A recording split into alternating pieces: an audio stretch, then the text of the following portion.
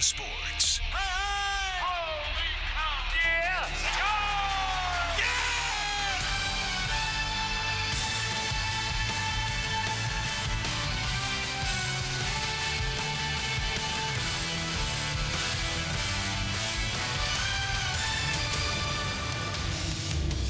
After a winning homestand, the Sox hit the road to see the fun and the sun of Texas triple-digit heat as the Sox arrive to face the Rangers here in Arlington. Thanks for joining us once again. Jason Benetti, Steve Stone along with you. Last the Sox played the Rangers, it was 3-1 in favor of the Sox winning the series. However, the surefire Hall of Famer Adrian Beltre wasn't in the lineup. When he is in the lineup, he makes things happen. And overall this year, hitting .313, but in the last 2 weeks, sitting .368. And this is against San Diego. Shoots it to the right side. It's a double. He can hit the ball out of the park. He can field exceptionally well. He's had some leg problems, but now he's entirely healthy. And when he is, he's a force. As far as active major leaguers, only Albert Pujols has hit more home runs. He's ahead of Miguel Cabrera, who's injured for the year, but there's no doubt that Adrian Beltre will make the Hall of Fame. It's just a question of if he's ever going to retire. Well, that looks to be in question. He's 39 years old, and he will face Dylan Covey on the mound for the Sox, his first start against the Rangers this year. Dylan Covey threw the ball very well at the beginning of June and beat 3 really good baseball teams. He beat Milwaukee. That wasn't easy, but he got it done. And then he shut out Boston 1-0 in Boston. That's awfully tough. Before beating the Cleveland Indians. So 3 of baseball's best went down to Covey, who left his last start with a hip injury. Hopefully he is 100% because lately the last couple of starts haven't been good. 0-1, that ERA at 8. Giovanni Gallardo going to the mound. The veteran right-hander doesn't have near the stuff he used to have, and 1-0 record, but an ERA up close to 8. So this one should be an offensive extravaganza with the wind always blowing toward right field, and it's a bandbox. It is a blast furnace, too, here in Arlington today. Game number 1 of a 10-game road trip to Texas, Ohio, and Texas again. Lone Star Baseball after this.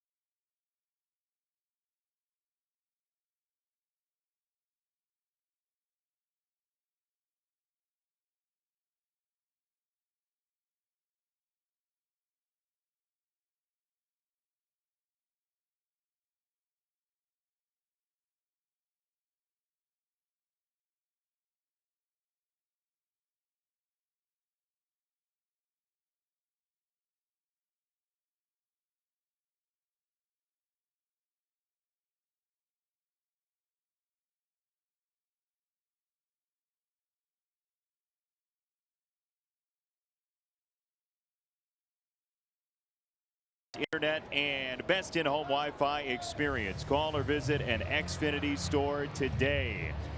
So the Sox facing Texas and Cincinnati. These first two stops on the road trip, two teams in last place. However, both are playing very strong baseball right now. The Rangers are 9-2 in their last 11.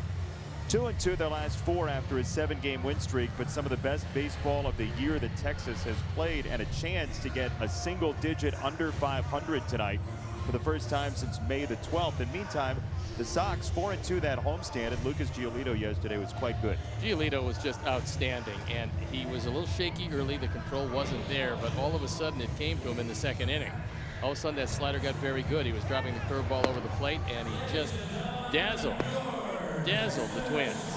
This was just an outstanding performance. Everything was in the zone. So he walked 3 guys that first inning, worked his way out of it, and as you can see, uniform number 27. Well, there's some pretty good players, including Mark Salas, who currently is in our bullpen. Sam Hairston, who the Hairston family has been a baseball family forever, and Lou Blue, who can forget him.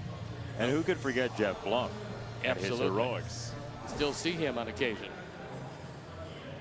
Let's tell you about the White Sox lineup. Okay. Wearing this year's numbers. It's Yohan Moncada at the top once again for Todd Steverson and his offense. Ricky Renteria writes out this lineup. Then Garcia, Abreu, Polka Smith, and Leori Garcia. Yolmer gets the day off after knocking knees with Logan Morrison yesterday. Then Anderson, Tilson, and Engel the final 3. Let's take a look at the defense, and it's not been a particularly good one for these Rangers. It's Gallo, DeShields, who's been outstanding in center field with Mazzara in right. Then Beltre back in the lineup. Andrews, Odor, and Profar. That's the infield. Robinson Chirinos, pretty good catcher, will run into a fastball on occasion, but pretty good defensively behind the plate. Yeah, Bonnie Gallardo on the hill. Used to be exceptional, but these days lost a little velocity. Still very slow working. ERA up over 12, and so he's going to take his time, and he's not overwhelming with that fastball these days.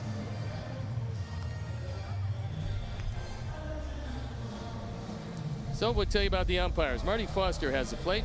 Joe West, the venerable Joe West, is at first base. Mark Ripperger is at second, and Doug Eddings is at third. And the wind, although when you look at the flags, it looks like it's blowing straight in toward the White Sox dugout. That's on the third base side, but realistically what happens is it does come in, then swirls around the stands and goes out to right center field. So it is a wind tunnel that way, and you can't tell anything by the flags. So Rangers are throwing the ball around the infield. They are red hot at this point of the year, although they're in the wrong division, because you can be as hot as you want to. You're not catching Houston and Seattle, and we're ready to play baseball, and I'm ready to turn it over to my very warm play-by-play partner, Jason Benetti. Yeah, that is in degrees only. Thank you, Steve. Triple-digit heat today as the Sox arrive here to Texas to take on the Rangers, who they took 3 of 4 from back in May. And we're glad to have you along this weekend, or the start of your weekend, here in Arlington. Giovanni Gallardo, who's had stints with 2 other organizations this year. He was in AAA with Round Rock for the Rangers. And he fires ball number 1 as we are underway just before 7:10. Anything less than a 20-pitch first inning will be successful for Gallardo, who just nips at the corners these days. Doesn't have a lot of confidence in his stuff. Moncada in the air, center field. DeShields has some room for out number 1. So game time temperature hovering around 100, Steve. It's our Toyota going places, and the temperature at Milwaukee back in '95 was 104, and same thing at Texas here in 2012. Baltimore, always a little hot there, and again at Texas. So these are some of the hotter temperatures that we've seen, and this is going to be a red hot trip. Even hot in Cincinnati, and certainly the dome's going to come in handy in Houston. Yeah, it certainly will, and we're here about 2 years early to Arlington, because a new park is going to go up, and that will have a roof on it. As Avi takes the first pitch in the 2 spot. Game time temperature today, by the way, 98 degrees. So just short of 100. You mentioned the fastball down a little bit from his peak in his career, and he'll throw sinker, slider, fastball, curve. Sinker's his best pitch. He tries to throw a lot of ground balls, but not all that successful at it. And the curve is fourth best pitch. That is a little bit high to Avi Garcia, who got a couple of late hits yesterday to go 2 for 6 in that 13 inning game. The Twins winners 2-1 in 13. Gallardo strikes out Garcia, 2 away. Head to the park Sunday, July 15th. Sox take on the Royals. It's 1:10 p.m. All kids ages 13 and under take home a play ball, pitch grip baseball to teach them how to properly throw the most common major league pitches. To get your tickets, visit whitesox.com today. I used to have one of those. You did? Yeah, it showed you the grip. One was green and one was blue and one was red, and taught you curveball, fastball, changeup. Did it teach you velocity? It taught me none of that. Well, there you go. Yeah, I knew how to grip it. I didn't really know how to throw it. There's a difference. 2 down for Jose, who crushed the Rangers last month. He was 6 out of 14 in that series, and he knocks himself down with a foul ball. That fastball was inside and down, and because it was sinking, Jose fouled it right off his foot, it looked like. And here come Ricky Renteria and Herm Schneider. Right off the toe of the left foot. Never really pleasant. Gallardo's had some very good years, mostly with Milwaukee. 17-10 in 2011. He was 14-7 in 2010. And then had a decent year here with Texas when he was here the first time. He was 13-11 that year with an ERA under 3.5, which in 33 starts is awfully good. Last few years he's been injured a lot. He's moved around a lot. But he's been in professional baseball since 2004, so he has been around a long time. He is as close to home as it gets, as Abreu is going to stick around in this game, is having a laugh with Ricky Renteria. But Gallardo is a Fort Worth native, born in Mexico, moved to Fort Worth and went to Trimble Tech in Fort Worth. He came up with a whole lot of very good players with Milwaukee. Kind of all came up together. Ryan Braun, Prince Fielder, Ricky Weeks, Tony Gwynn Jr., Giovanni Gallardo. That was one wave that helped make that a really good team. To third and foul. And Jose still feeling the effect of that foul ball.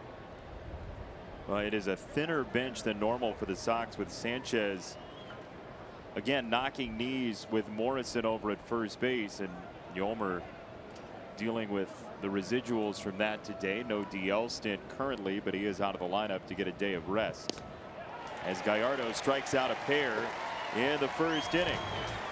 1, 2, 3, the Sox go. Dylan Covey comes out after this.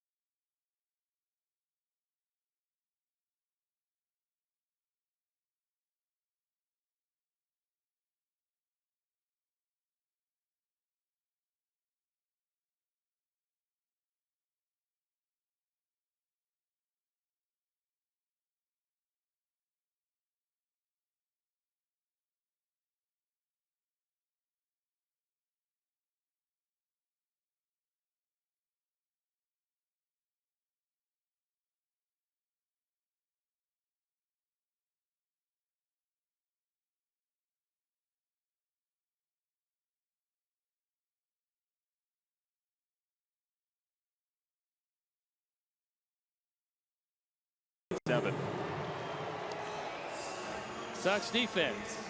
As we pan around, it's Charlie, Adam, and Avisail in the outfield with Liuri, Tim, Yohan, and Jose in the infield. Kevin Smith gets a nod behind the plate. Dylan Covey, no serious effects from leaving the game last time out. He had a hip difficulty. On for his 9th start, he's 3-2, his ERA below 3.5, and see some pretty good numbers. As Jose a little late to come back out, but he's in his position now. We're ready to go. And that's good news after Abreu fouled a pitch off his left shoe in the top of the first. And here is Shin-Soo Choo, who takes strike one. This is a different Dylan Covey than the Rangers saw last year out of the bullpen.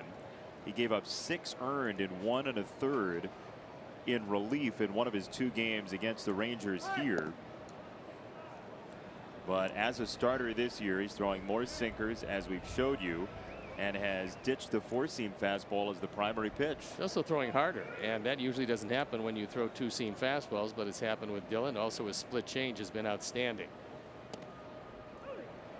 There's the run on that fastball, 1-2, and he'll, as we said, throw sinker, then slider, changeup, and curve.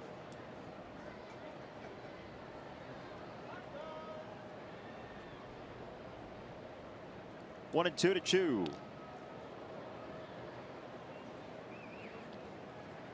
The offense for Choo has been very good. He's had some problems defensively these days. Rangers, who are probably going to start unloading as we get closer to the trading deadline, they've got some decisions to make. You figure Cole Hamels would be the guy to go. He's got a whole lot of value to a team in contention. 2-2 for Choo, and you look at the guys in Ranger history. Former Sox great Julio Franco has the most, 46 straight on base back in 1993, but Choo is climbing that list. And he's 1 ball away from getting there. You're right, though, this Rangers roster could look totally different, including Beltre, as the month goes along. Oh, I think it's definitely going to, especially if somebody wants Hall of Fame third baseman, a guy that can still swing the bat as Adrian Beltre can. What helps Choo with that on base percentage is he's leading the team in walks, so he's got a very good eye. He's walked 52 times this year, and he's on the verge of one here.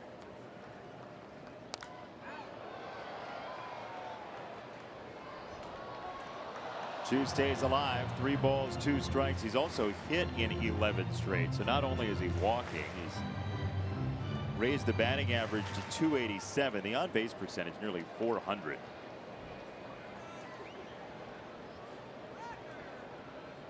Three and two, and he is on base, so the drama ends in the first trip to the plate for Choo. 41 straight on base. New bleachers and brews dates have been announced. Get 1 bleacher seat and 2 beers for just $22. You got to be 21 and over with a valid ID. Bleachers and Brews, presented by Budweiser. To get your tickets, visit whitesox.com/brews. Interesting ballpark. The ball just flies out of here right in right center. It's a relatively low wall. You got to deal with the scoreboard in left field, but it's not difficult to hit it out there either. 2.5 decades now here at Globe Life Park. It'll be Globe Life Field, the new place, once it's finally completed. It's been about the lifespan of most ballparks. Get 25 years, get to the point where you're feeling pretty happy with it. But what they really need down here, what they feel they want, is a dome stadium, and that's what's being built. Especially the fans who have come out to some of the day games here. And Marty Foster getting looked at. That foul tip caught him in the hand.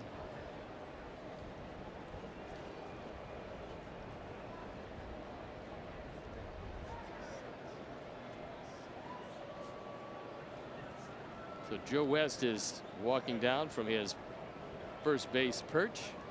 Wants to find out how the hand is.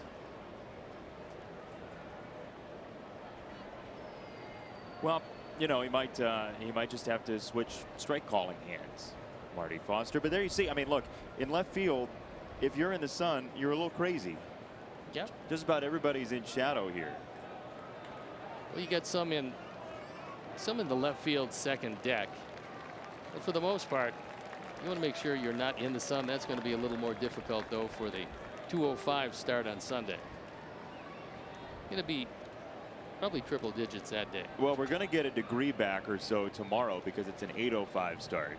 So it'll be 97 or 96, you'd imagine. At least a degree. Maybe a degree and a half. Optimism. Love it. Elvis Andrus, who didn't play in that first series against the Sox. He's been dealing with a fractured elbow and just 87 at bats. Thought that ball might have been down, but pretty decent location. And when you're a sinker baller, one pitch can get you a double play and get you out of a potential jam. That on the ground but through, and the Rangers have 2 on with nobody out in the first.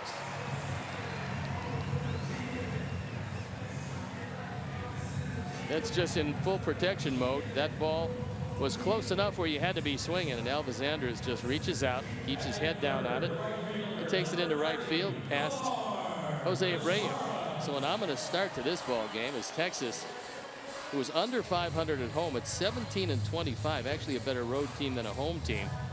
That's largely due to a very heavy schedule early when they weren't playing good baseball. They were injured to go with it. Now they're starting to get everybody back and healthy, and it's a pretty decent offense. Yeah, they got the best batting average right now. The last 2 weeks, 15 games or so, they're hitting .271. As we said, that is the best batting average in the American League. And Dylan Covey, early in games, has been much more gettable than when he arrives at the 3rd inning. The numbers certainly bear it out against Covey. The first and second inning, a .450 ERA, a .156 whip, and a major decline after. That's absolutely typical sinker baller. Get him early because the ball's not sinking.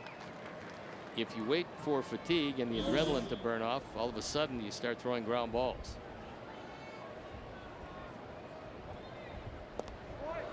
Swing and a miss, 1-1.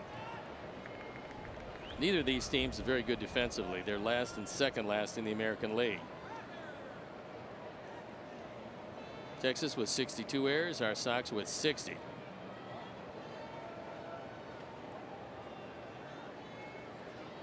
Sox have had to change their infield today with the Sanchez injury from yesterday, so Leori Garcia playing third as Covey misses with a sinker. 2-1 to Mazzara. You're getting a shot at third base. He can play anywhere, and we'll see how he reacts to the ball getting on him a whole lot more quickly than it gets on you, either in center or left or occasionally right field.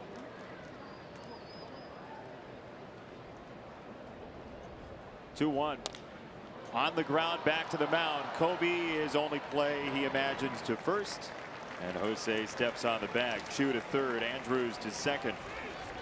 I think Dylan had a play at second. He chose not to take it,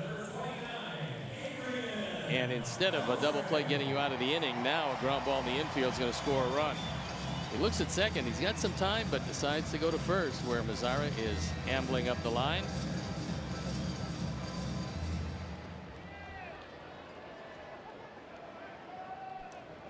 We'll see if that comes into play. Beltre is next. 3,100 plus hits. 3,105 for his career. First one, a strike. 34th all time with 466 home runs. He's 2 away from Chipper Jones. He has 1,128 extra base hits and 6 away from the top 15. The all-time doubles leader Tris Speaker would be next. Throw to second. They've got a play, and that is an out. Well, I love going in back of a runner ahead of you. The trailing base runner normally is not quite as adept as the man who is 90 feet away from scoring. This is just a good play. Good coordination. You onto the bag, and they get him at second base. So Andrus kind of taking a nap, which is ironic for a middle infielder. He's not out yet. Now he's out. This was left-hand red from Moncada.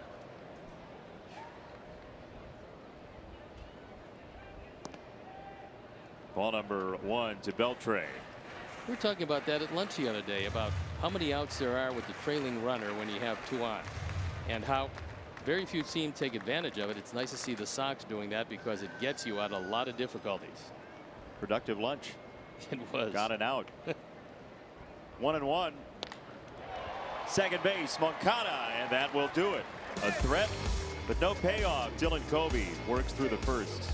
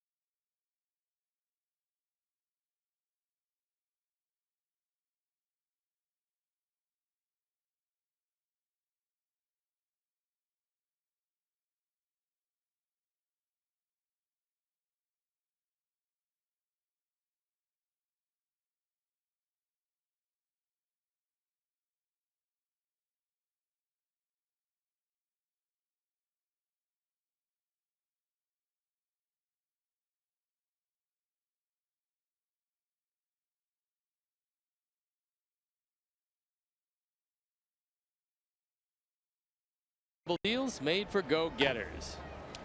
You know, I walked outside today and I thought, I'm gonna need a hood and a sweatshirt. Yeah. And that's Bartolo Colon. That is the new weight loss program here in Texas, shared by many. Comfortable to none. Daniel Palka will lead off the second inning, and he takes strike number 1. We'll see Bartolo Colon tomorrow. We missed him in that first series, but the 45-year-old wonder will climb the hill. He is a wonder also. He just says hit it. Here you go, fastball, hit it. Occasionally takes some time off, has some stem cell therapy or some such whatever, and then comes back and still throws his fastball most of the time and gets people out. It's really a great story in baseball. Well, and it should be inspirational to aging players, because again, with baseball looking toward younger players, especially in the free agent market this past offseason, Bartolo Colon is a guy that you don't need to have stuff necessarily. You need to have craft and understanding of how to pitch. Pinpoint control and knowing when to take a little something off and add a little something on. Make the ball move into the right-hand hitter, then cut it away. I mean, they're all fastballs, and probably still about 85% fastballs he throws, which is remarkable because most people make a great deal of concessions to the aging process. He just doesn't. That's inside to Daniel, 3-2, and Palka had that big walk yesterday. Came up as a pinch hitter with the bases loaded, 2 out in the 9th inning. And Daniel walked to tie the game and send it to extras. 3-2.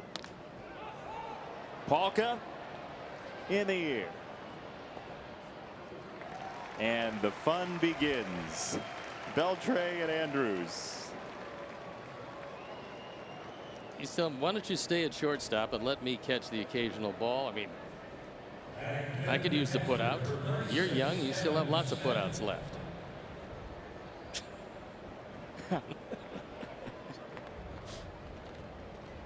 They are a wonderful pair to watch on the field. Yep. There's no doubt if they trade Beltre, probably he's going to insist they trade Andrews with him. If you break up that couple, what are you going to do for fun? Sweat. Well, that's the only option down here. Kevin Smith takes inside 2-0. If you go on YouTube or even MLB.com, there's 15-20 minutes of video of the hijinks of Beltre and Andrews on the left side of the infield. Andrews likes to pat him on the head. Beltre hates that, so he starts slapping at him when he does it. They'll talk to each other throughout the course of the game. Always on the verge of cracking a smile next to each other. 2-2 on Kevin Smith, who's got a hit in 13 of his 14 games back from AAA Charlotte. They don't shift on him quite as much as a lot of teams do, but Delano DeShields, who's having a magnificent run, he's atop the leaderboard in just about every defensive statistic you can find. He's just gotten better and better, and now that they've worked on him going straight back on fly balls, he's playing more shallow in center. Third base side, this is Beltre's ball, and 2 down. 5 in a row for Gallardo to start the game.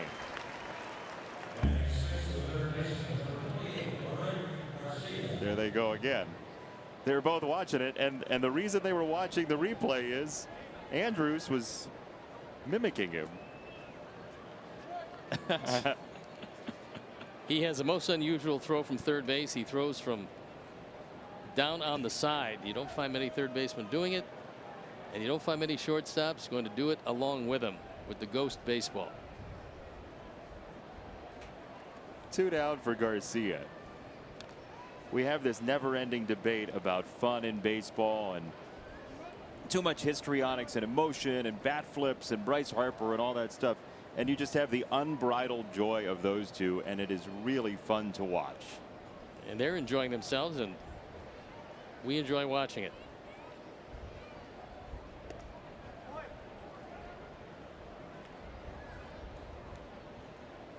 Ball and a strike on Garcia, who gets the start at third with the injury to Sanchez.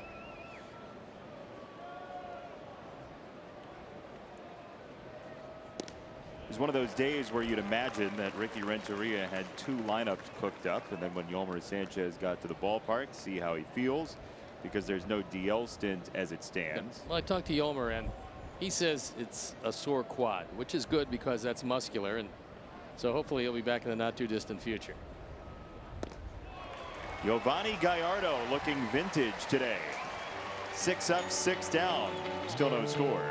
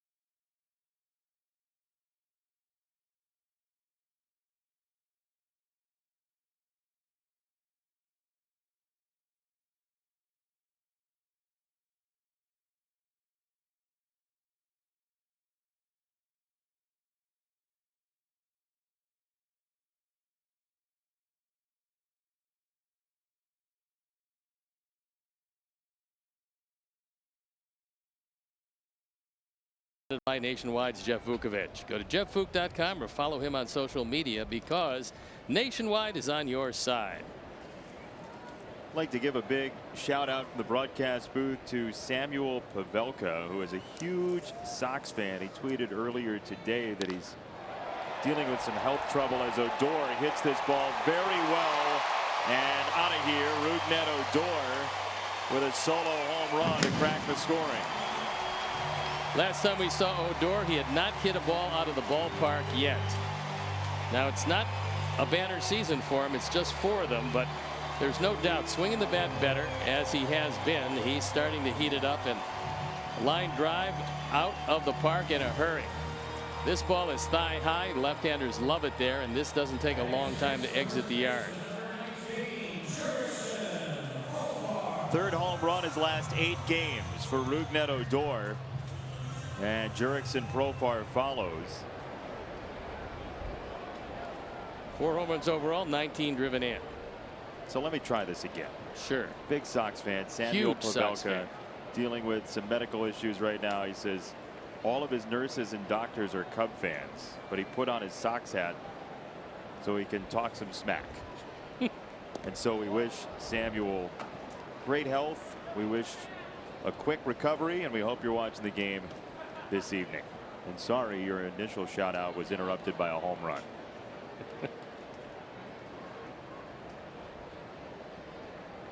1-1 for Profar. And now 1-2. Trying to find a place for him to play where he can fit in the lineup just about every day, but it's getting a little more difficult. He has hit 8 home runs this year, and they thought the bat would be good. The question is, where is he going to play? For the time being, there really isn't an everyday spot for him. I mean, dating back to even 2011, 7 years ago, he was the #2 prospect in the organization. Then he went up to #1 in 2013. We've been hearing about him for years and years. And at that point, it looked like he was going to play shortstop, at the very least second base, but it hasn't worked out that way.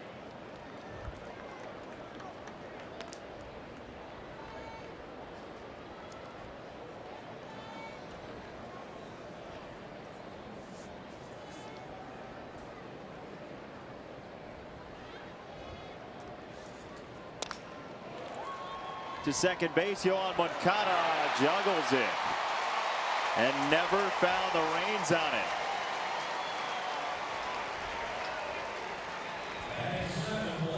Yohan waits back a great deal of time on these ground balls instead of just coming up a step or so and picking out his own hop. And it's called letting the ball play you. And when that happens, it's a lot more difficult to field. You see him back on his heels, and that's something that I'm sure Ricky Renteria, being a former first-round draft pick, does not want to see. Then when he does bobble it, he cannot get the handle.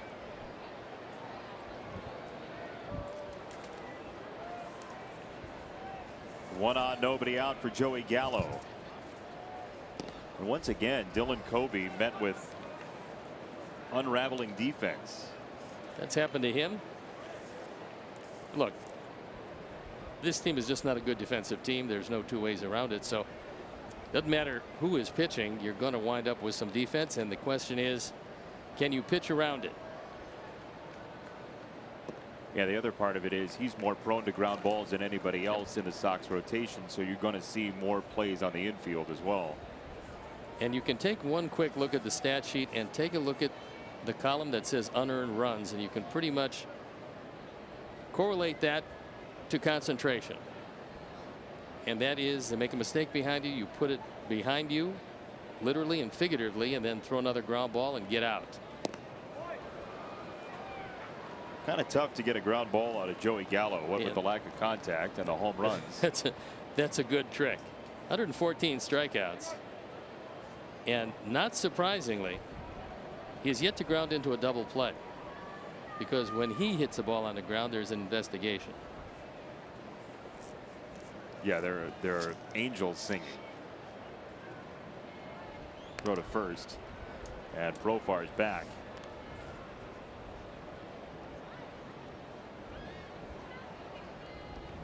Profar 6 of 6 in stolen bases this year. Rangers haven't run often, but they've run well. 43 steals. They've been caught just 17 times.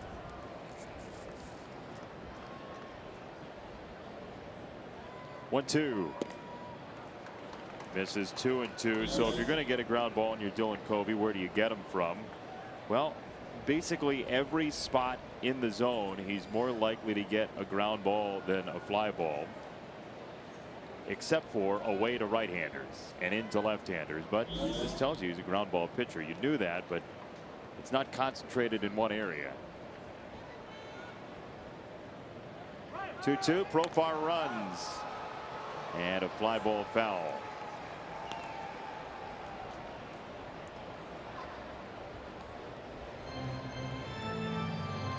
Interesting confrontation because Covey is a sinker baller and Gallo a dead low fastball hitter. So Dylan has to go away from his strength if he wants to go to the weakness of Gallo, and that is a letter high fastball.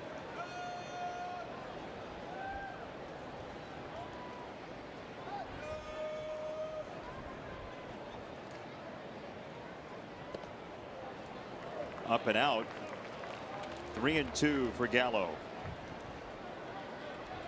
It's an ideal strike him out, throw him out situation. You figure the Profar is going to be running, and you have a man who strikes out a whole lot in Joey Gallo. His 2 for his last 25, Gallo. And Profar back in.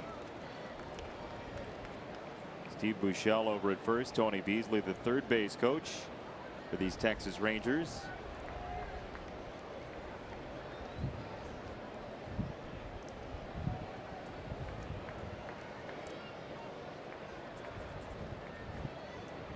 Three and two. Profar runs, got a good jump, and it doesn't matter. It's ball 4 to Gallo, and this inning continues to build for the Rangers.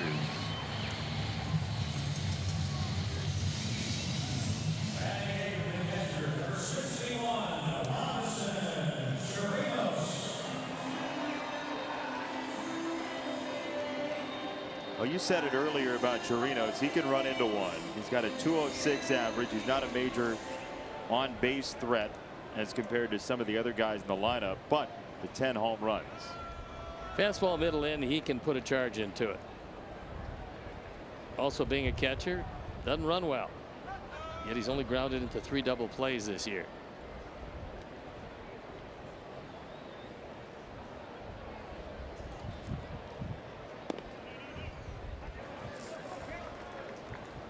Ball number 1 to Chirinos, who's 6 for his last 13.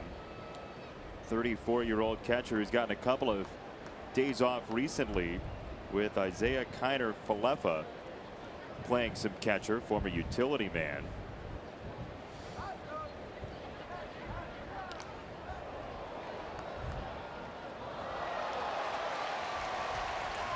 Hey, look who's here. It's Pudge.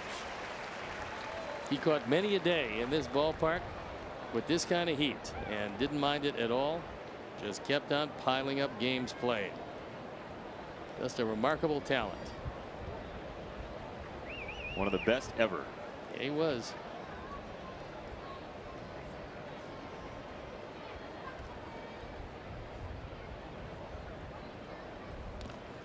Tipped foul, 1-2 on Robinson Chirinos.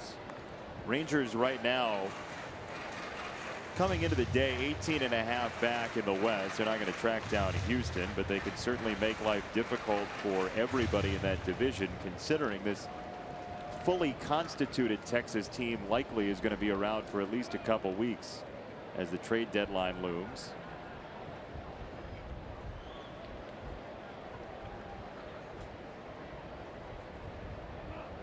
And time called. Odor a home run. Profar reached on the error, then Gallo walked. 1-2 to Chirinos. Foul of third. Robinson Chirinos, originally signed by the Cubs, went up through their minor league system. Never made it to the major leagues with them, however. Did make it to the major leagues in 2011 with Tampa Bay. Then came over here to Texas, where he's been ever since. Last year, probably as good a year as he's had with them. .255 he hit, 17 home runs, only drove in 38, but that's a nice year for a catcher. Chirinos to left field. Tilson at the warning track and the wall, and he won't have a play.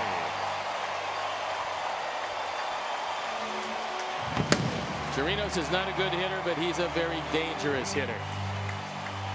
And that fastball up in the strike zone went out of the ballpark. So it's a 4-0 game. 11th home run. He's now driven in 31. We'll take another look. I think it might have been a slider that Kevin wanted inside, and he didn't get it inside.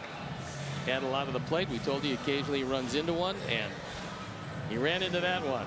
And the Rangers, a red hot ball club these days. They're hotter. Base is empty. Time to regroup. Delino to Shields.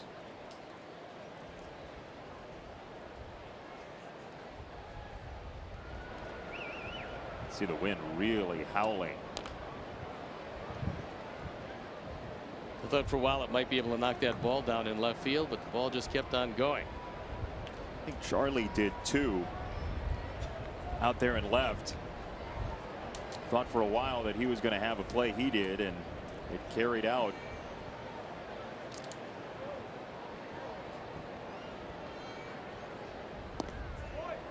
That's in for a strike. 1-2 on Delino to Shields. So the combination of the Shields and then in the middle of the order Odor, they both have been bunting just about one time a game. Now the situation here does not call for it, and didn't from the time that he took a bat, but it really helps him to bring the corners in on both sides. And for Odor, who is struggling with his power before hitting the home run here this inning, they shift on him all the time. And Gallo has even tried to bunt his way on because of the shifts.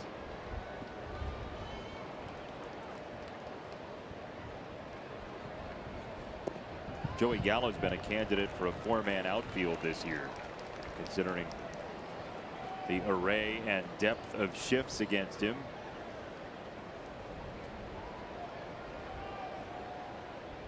Three and two on the ground into center field.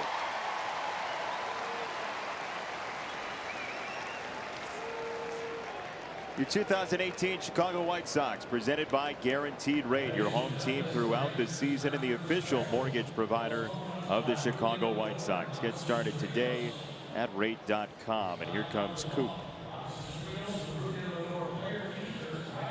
He came out guns a-blazing verbally with Kobe before he even got on top of the hill, and he started talking to him. Well, here's one of the things that, number one, Dylan can't afford to fall behind.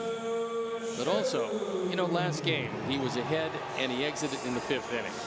Usually to get a starting pitcher out before he even qualifies for a win in a game that he's ahead, he's got to be hurting substantially. I'm not saying something that's career threatening. I'm saying something that was nagging him. And so he didn't miss any starts. He came right back, and you just wonder if he's feeling the same as he did before he exited the last time out. Because giving up 2 home runs in 1 inning, he went the first 6 starts without giving up any home runs. He just right now not the same guy that he was. Well, when something feels different mechanically, it can kind of permeate the whole delivery, right? And you have if you have a soreness in one spot, your body naturally compensates, and then something else starts to give you some trouble.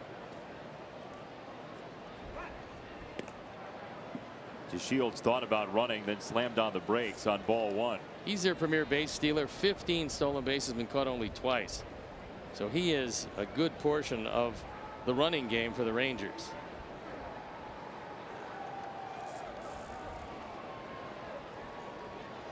More than a third of the stolen bases for the team. And he draws a throw and a low one.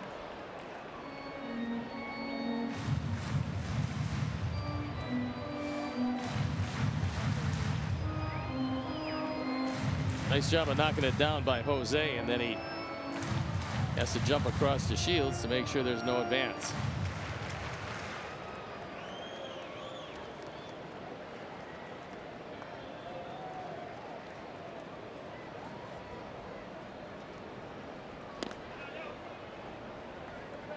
Called ball 2.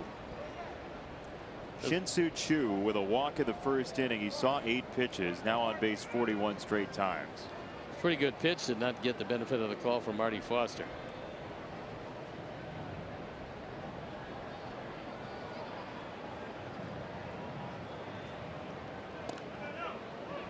"41 consecutive games you would think would be somewhere near the record if you didn't know the record, but the record is 84 consecutive by Ted Williams. Suppose you think that's good. That's more than half a season nowadays.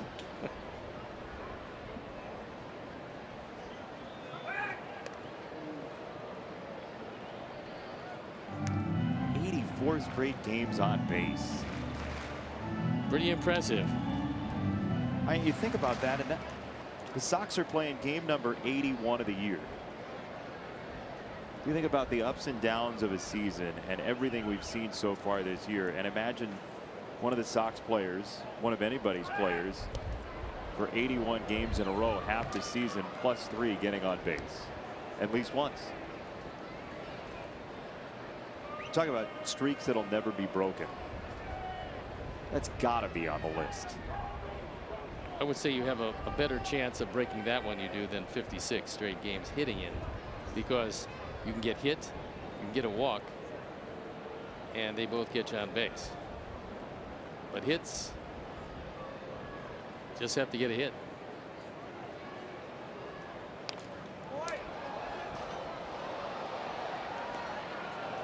Yeah, especially with the fewer balls in play nowadays. You can go a full game, go 0 for 2 with a couple of walks, and pretty easily actually help your team and maybe even look to do that.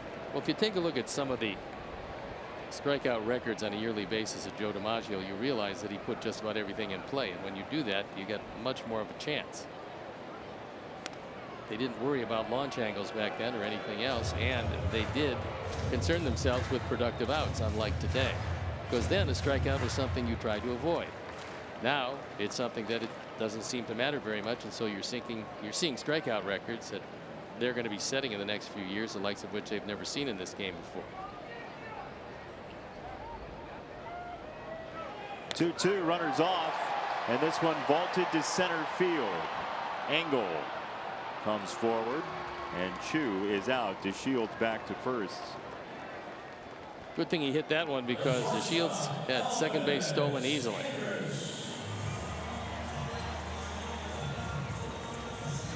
We've seen that a lot this year. Guys get great jumps, batter swings.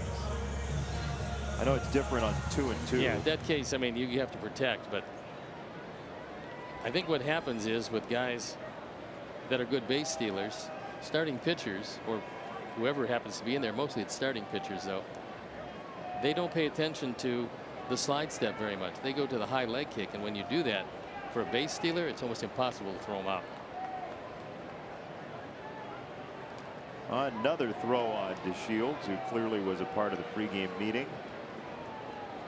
And DeShields at this point has read the move very well of Kobe. He's pretty much sliding in well before the ball gets there. So when a base stealer knows that, and he knows he's able to get back in easily, that means another half step on the lead, which DeShields just has taken. Foul from Andrews, who singled in the first, then was picked off second base. 2 homers in the inning for Texas. Odor a solo shot. Chirinos a 3-run homer. That one got a piece of Elvis, and he is walking around trying to walk it off. At one time a hot prospect for the Atlanta Braves, and now has made his major league home here in Arlington. He came over in what at the time was a very big trade. Mark Teixeira going the other way.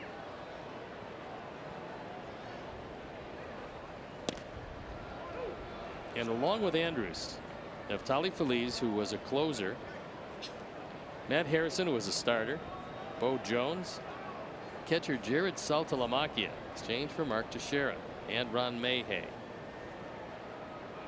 Turned out to be a good trade for both teams, although Atlanta didn't win with Teixeira, and Texas had a whole lot of talent back the other way.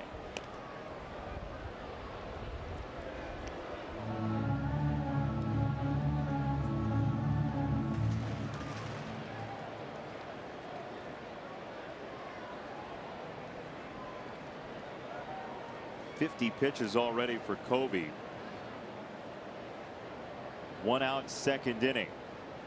DeShields holds, and ball 1.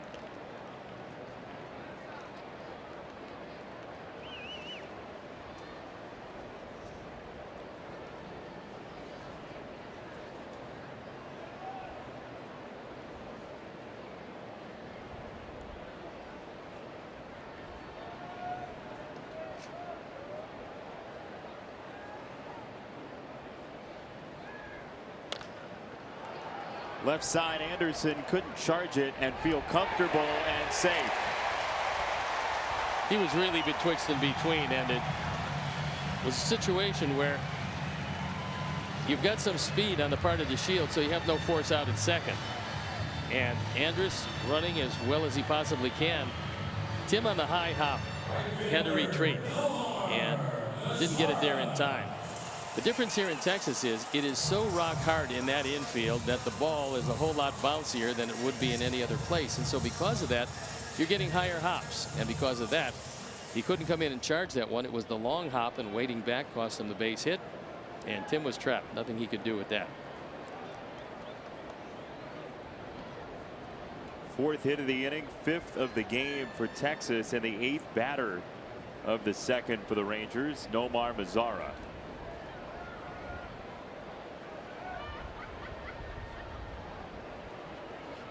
A lot of moving parts up there for Mazara. This Texas team has made it through 1 trip through the order and 2 more batters without a strikeout, and that is very rare. They have 777 for the season, 2nd worst in baseball, and certainly Gallo is a part of that.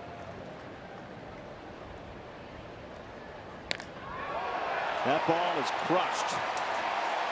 Question is, which deck will it land in?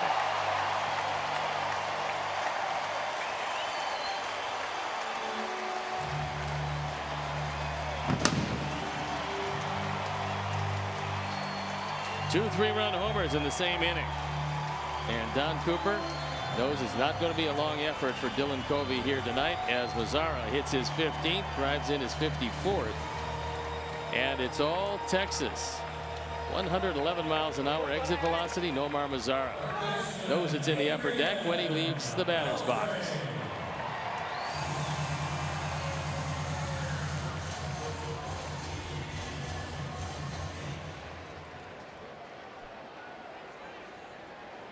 Ninth batter of the inning, Beltre, and now the Sox, who had to play 13 innings yesterday, call on Chris Volstad, who did not pitch in that game, to warm up.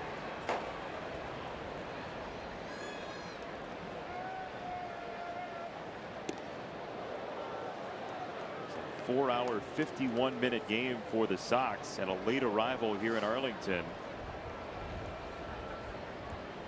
And you look at the pitchers used yesterday, there were 6 out of the bullpen that threw. That ball's hit in the air, right hand side. Garcia for out number 2, and Odor will bat again.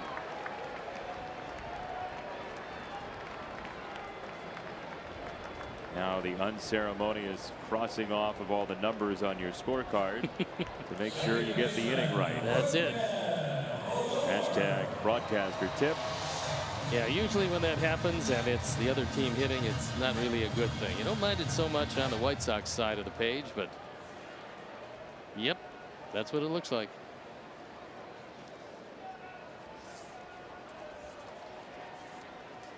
Odor takes a ball. The high-speed replay is powered by Xfinity, and it's a line drive rocket off the bat of Odor. 107.8 on the exit velocity, and that was the first of 3.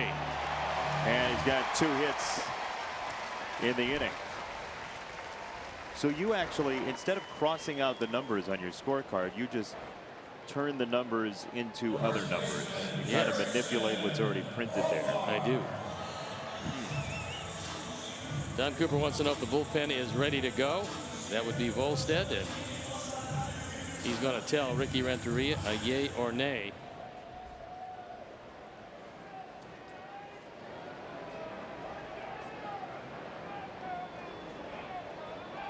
It's hard to tell whether or not the principal offender in this inning to trigger the rally was the error.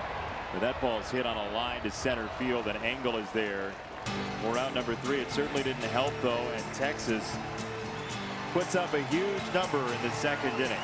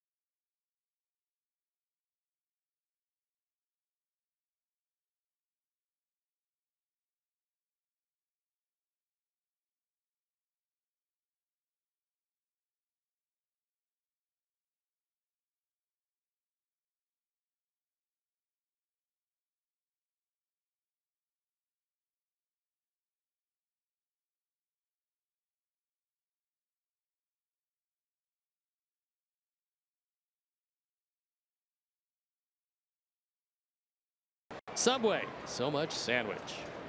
Only one state would dare give us the raspberries. That's Lone Star. As Dylan Covey talking it over with his catcher. 7 runs in the second inning against a guy who went 3 straight starts, giving up basically nothing to start this month. Well, the sinker that was so good is just not sinking quite as well. And we'll see how long he is for this ball game here tonight. Last thing you want to do is go to the pen this early, especially with a pen that was pressed and used quite a bit in yesterday's game. Well, you'd have to believe it would be Volstad, Manaea, Rondon at the top of the list, considering Rondon only went a third of an inning, getting 1 out. He threw 3 pitches to Brian Dozier. Volstad didn't pitch. Manaea didn't pitch.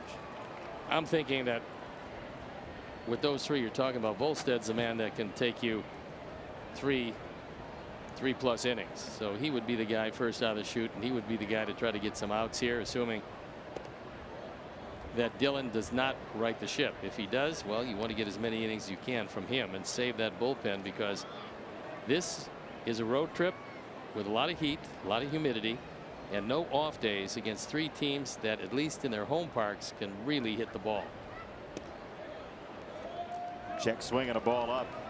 3-2 on Anderson. Cincinnati is one of the hottest teams in baseball right now. Just swept the Cubs. And Houston, you know about the Astros. If you can find any substantial losing streak in their season, it's going to take you a while. No, that team is playing better and better. Winners of 3 in a row, 7 of their last 10. Andrews on the backhand side. Little hesitation. Still got his man. And 1 away. Hey, Sox fans, be sure to come watch the Sox take on the Blue Jays Saturday, July 28th, 6:10 p.m. All fans are invited to stay for a spectacular postgame fireworks show presented by Magellan Corporation. Get your tickets today. It's whitesox.com or calling 866-SOX-GAME. Texas, even if they start playing good baseball, I mean, they're way back there and they're playing their best baseball of the season. But when you take a look at the 3 teams ahead of them, specifically Houston, Seattle, and Oakland, they're not losing these days. Houston has won 3 in a row. Seattle's won 4 in a row. Oakland has won 4 in a row. And then there's the Angels falling on hard times. It seems as soon as Ohtani went out, that team has just really struggled. Gallardo. Nice pluck. And Profar. Little tap dance for out number 2. Meantime, Yovani Gallardo reaching back into the past a bit because that guy with the 8-point ERA is not out here tonight. He's retired 8 straight men. And nobody's really hit the ball all that hard. So this is a Gallardo that's working quickly, which is unusual for him. And also working very effectively, except that one thrown a little bit wide of the bag, and Profar was able to make the catch. Well, Ricky Renteria got to know Yovani Gallardo in 2013 in the World Baseball Classic. Ricky was the manager of the Mexican team in the Classic, and that was off of one of Gallardo's best seasons in the major leagues. He in 2012 had a 366 earned run average, and Ricky could not say any more nice things about the type of person Yovani Gallardo is and how much he loved having him on that team back in 2013. He was just a terrific pitcher. I mean, when he came up with Milwaukee, he was one of the guys that they thought would be a star there for a long time. And he was a star at times. He just wasn't there as long as he would have liked.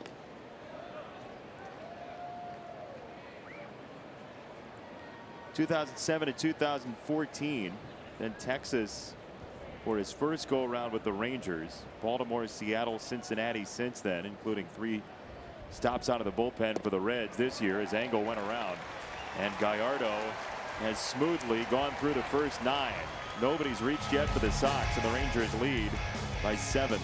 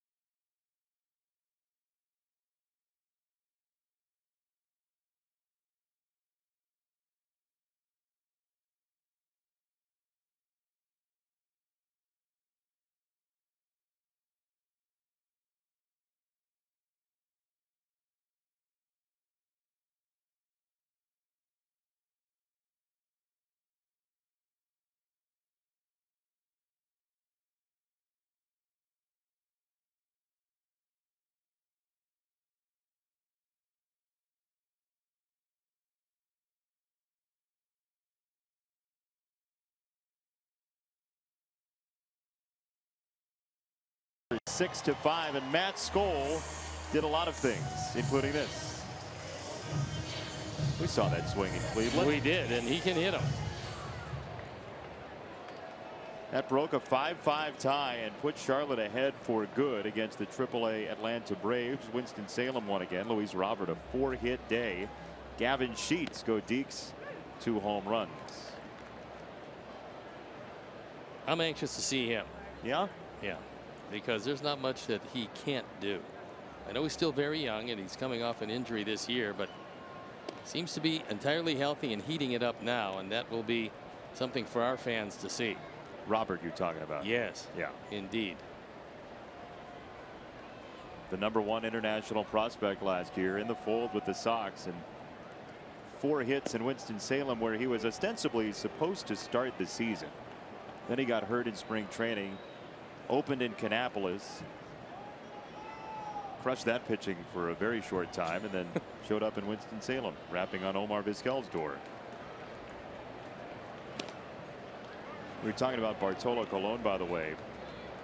He is the oldest player in the major leagues at 45 plus since Omar Vizquel retired 6 years ago.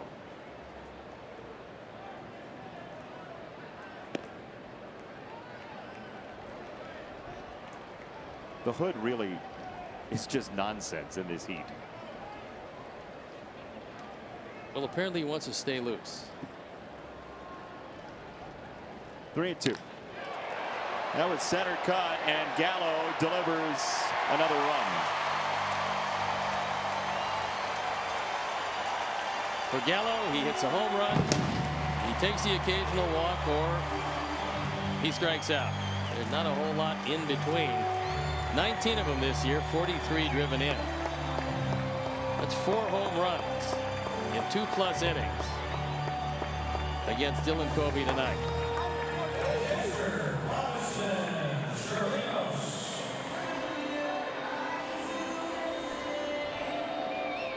No part of the park is safe enough, and that ball wasn't high enough. If you don't throw him letter high, somewhere between the belt and the letters, you got some problems. And Dylan did on that pitch. This reminds me of that game from a couple of years ago that had the rain delay early on, and then the Rangers scored like 7 in the 8th inning. That was no fun to watch. No. Rain delays usually aren't of any sort, and then a 7 spot after that, not so good.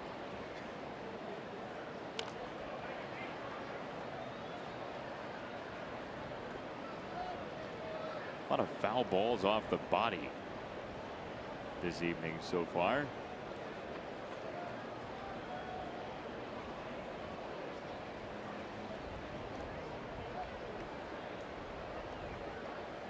Yeah, Andrews took one. Chirinos now, and Abreu had that in the first inning.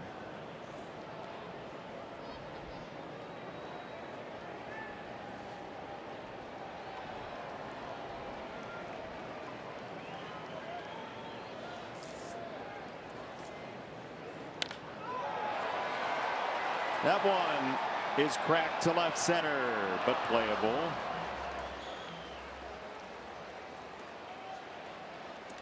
That one just barely stayed in the park. I think Chirinos thought that had a chance, and it went a long way, but who about the deepest part of the park? 404. Just to the left of center field.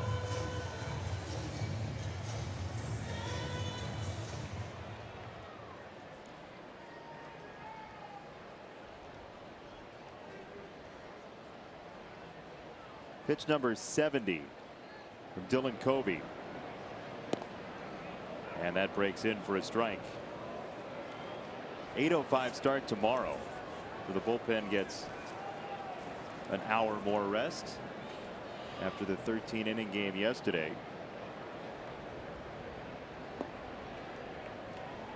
What's the latest start time you ever remember? Local time. Would have to be after one of the assorted rain delays somewhere, but probably 8:05 is as late as I can see for a non-doubleheader day, just a scheduled night game.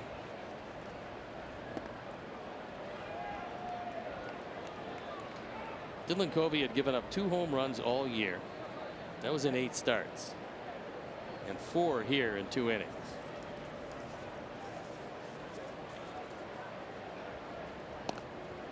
That runs inside, 3-1. You know, lack of control so often makes people think of walks. It's not always the case. When you have a pitch that's supposed to hit a corner and leaks over the middle of the plate, worse things than walks happen. It's called wild in the strike zone, and that will cost you a lot more runs than just wild will. And that's going to be all. Yeah, that's going to be it. As Dylan just absolutely did not have it tonight.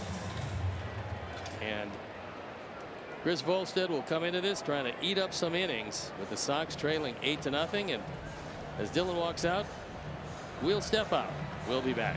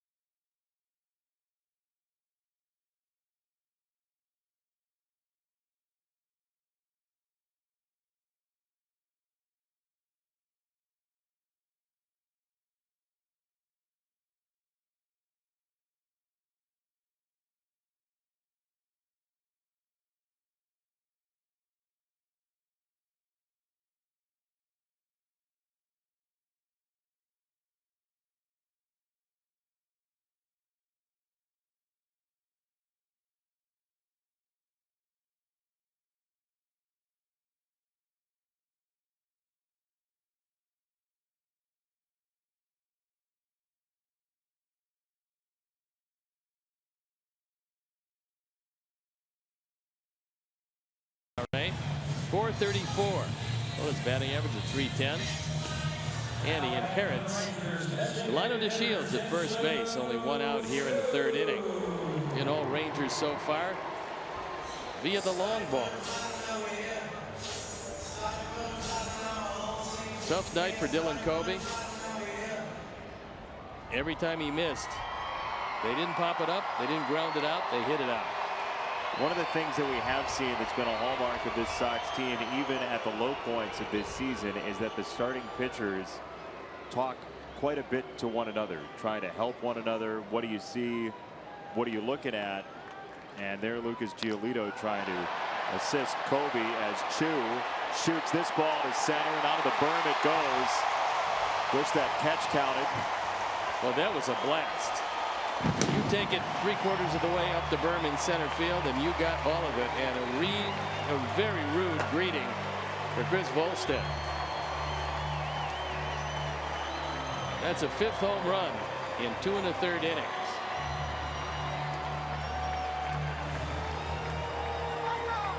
First ball fastball drifted out over the plate, and Chu, who's been red hot, just crushes it. 15th, and now he's driven in 39. And a fine catch. He's real lucky that he got out of there as quickly as he did, the guy who caught the ball, because I don't know, 5 seconds after he left, about 6 people with Lone Star flags came running on the berm. He'd have been trampled by the flag parade.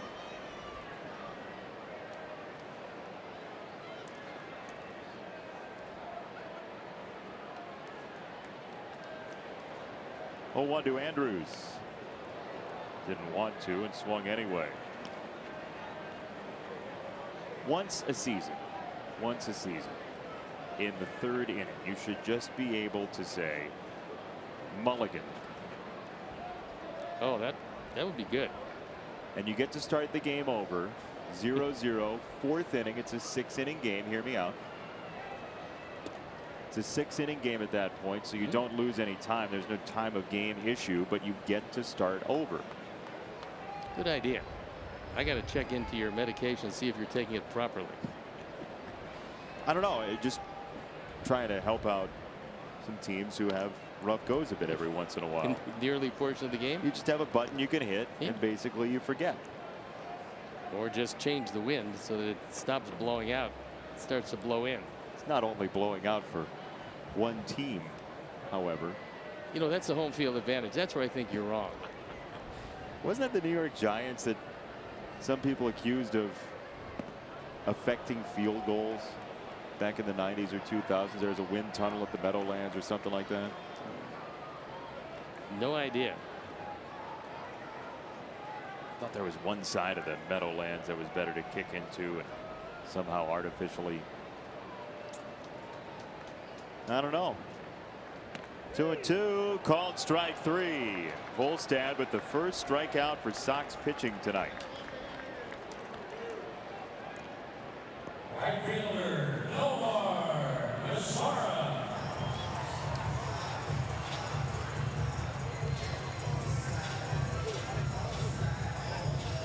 So just being clear, you don't like that idea where you get to start over once a year? I think it would be delightful, but probably not here. Maybe when you become the mayor of Clown Town. Believe you'd vote for me? I would. Sox, by the way, came into this game 13th in Major League Baseball, top half of baseball in home runs allowed by pitchers. We have not seen a game like this as a typical game of the 2018 White Sox. Yes, there have been some losses and some bad losses, but typically it's not on a proliferation of home runs like tonight. Well, we knew one thing in these ballparks that we were heading to on this specific trip. It was 3 hitters ballparks, and with the heat the way it is here and the wind blowing the way it is tonight, which is a little brisker than normal, the ball just shoots out of here.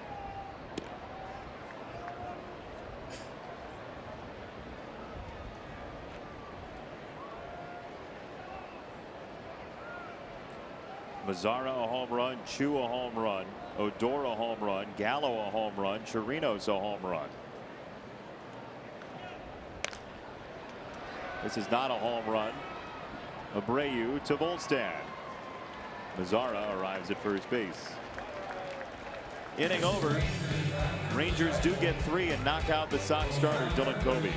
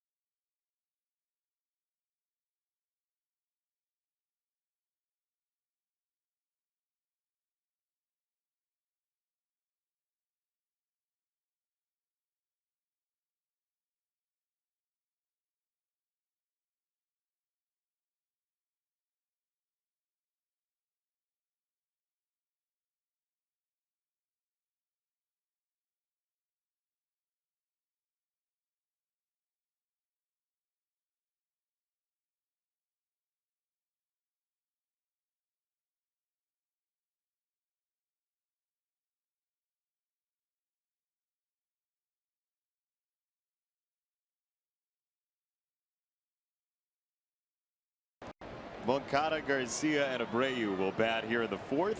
Thanks for joining us tonight. He's Steve Stone. I'm Jason Benetti. Our entire wonderful crew in Arlington, Texas. And it has not been by design so far this evening. Gallardo to Moncada with strike 1.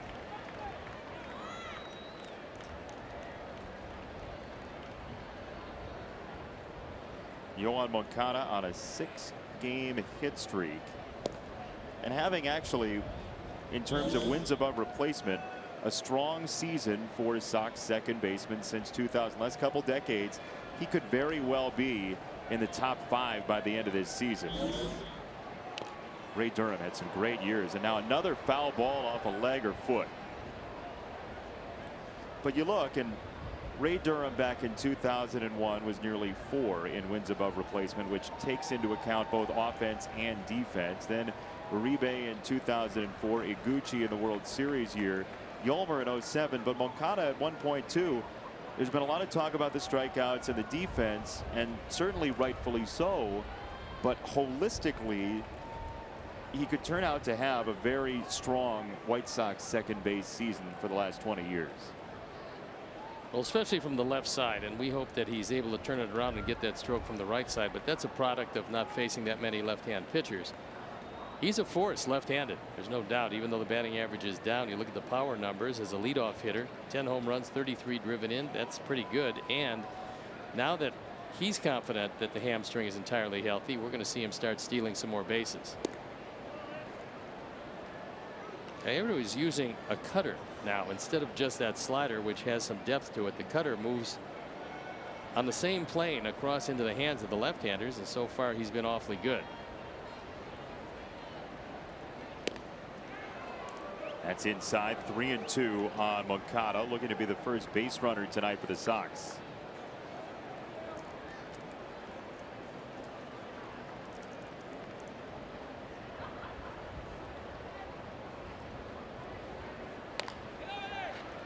wide of first and foul. Didn't expect to run into old school Giovanni Gallardo tonight, but that's what's happened so far. He's been really struggling, not able to solidify any spot with any team this year. However, if he keeps throwing like this, he's found his team. This is his second go round with the Rangers. They liked him the first time. Those are pretty good numbers career-wise. 3.99 ERA, 114 and 93. That's called strike three. Moncada does not like the call. 5 strikeouts for Gallardo. Make a case for it going the other way, but Artie Foster's been giving the corners to both pitchers to this point. And so when you take a close pitch with 2 strikes, you run the risk of getting rung up. And that is what happened. Moncada now is tied with Gallup. That is the first base runner for the Sox, and it is gap worthy for Avi Garcia. Let's see how those kicks are. Avi's on his way to third, and he's in there with a triple, his first 3-base hit of the year.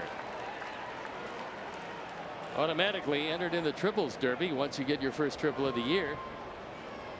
As soon as he saw this ball rattling around in the right center field corner over there, he just kept going. He's taking a look. He sees this ball all the way and sees it get between Mazara and DeShields. And then, although DeShields gets it back in, the throw is very high. Does not have a good arm in center field, and Avi runs it into a 3-base hit. And a potential breakthrough on the scoreboard. Here's Abreu with a half swing grounder, and there is that breakthrough. Sox get on the board after the triple from Avi. And 2 down in the inning. Okay, so let's dissect this at bat a bit. It's 10-0 at the time. But Jose Abreu, who understands how to play this game, knows with the infield back, you want to get a run in regardless of the resolution of this at bat. You want to make sure you get a run home. And to do that, he shortened his swing. Just hit a little ground ball. Doesn't look like much, but an inside out swing, taps it to the right side and drives home the run. That is an example of run producers do. That's also an example of what guys who understand how to play winning baseball do, because although it might not come in handy here tonight, he's playing for not only him, but he's playing for a lot of the young guys on this team and showing them how to do it. Ball smashed by Polka, but Profar takes away a hit guarding the line. Sox do get a run, and it's 10-1.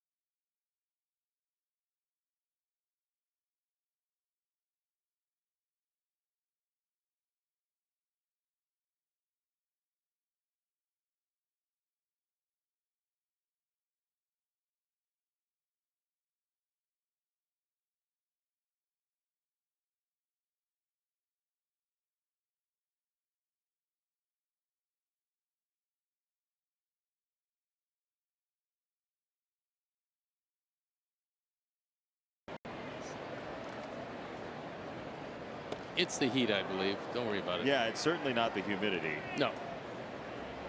You would think we've shown you a couple times tonight the wind howling and the flags and all of that. You would think with the wind blowing as hard as it is that it would cool things off. But it's a warm wind. That old summer wind. The oddity here, because of the configuration of this ballpark, those flags are blowing straight in. And yet when they hit the stands, they just turn around and goes straight out. Straight out to right and right center field. That one scooped out of the dirt by Beltre. And Garcia is there for out number one. Here's your Sox Math question for tonight. Hashtag Sox Math on Twitter.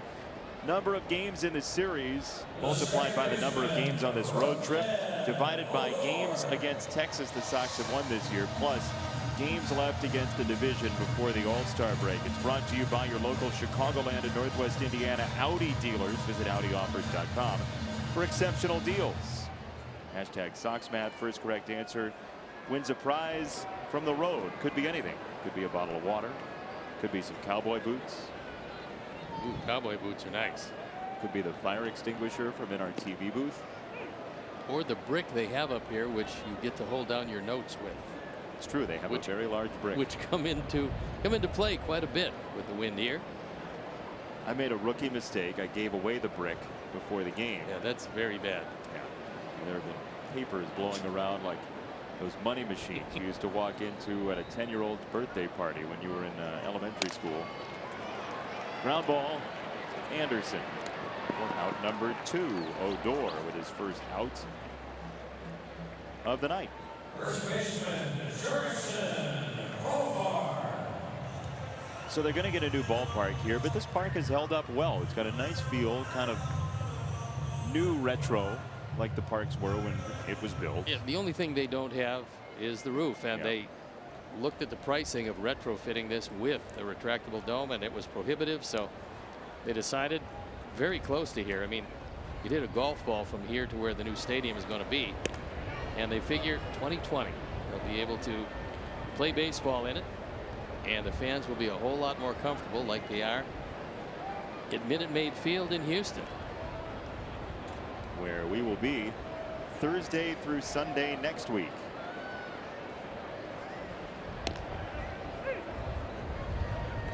Show you what's going on at the ballpark. That is the excavation site. They have the plot of land filled in, and they're starting construction on Texas Live along with the ballpark very soon. 2020, as you said, the respective start time for the Rangers in that new ballpark. Just reading about Safeco Field the other day, and I had forgotten that the Mariners, oddly, in that 1999 season, opened the year at the Kingdome, and then about halfway through the year moved to Safeco. You don't see that very often anymore.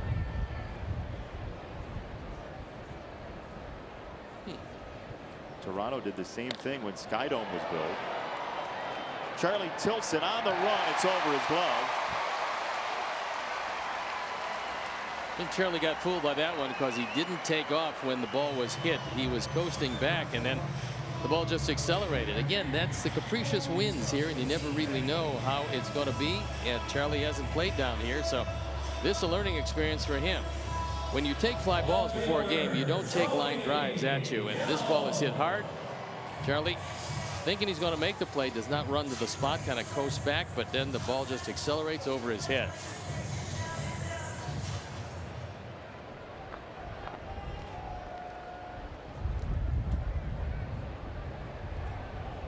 So here's Joey Gallo, who doesn't like making the fielders earn their keep very much.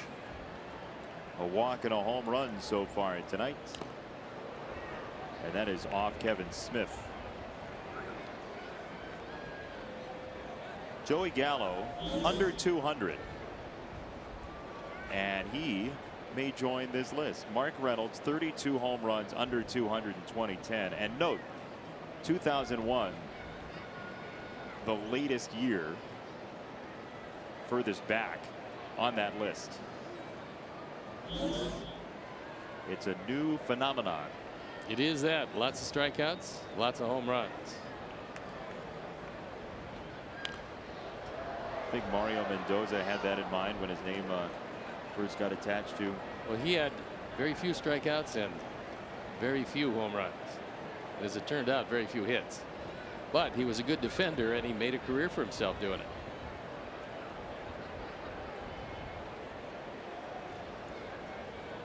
It's time for Steve Slime's a random player. No, it's just Mario knew his limitations. I am speaking in jest. Check swing, ball down low. And no movement from Profar. Doug Eddings says no, strike three.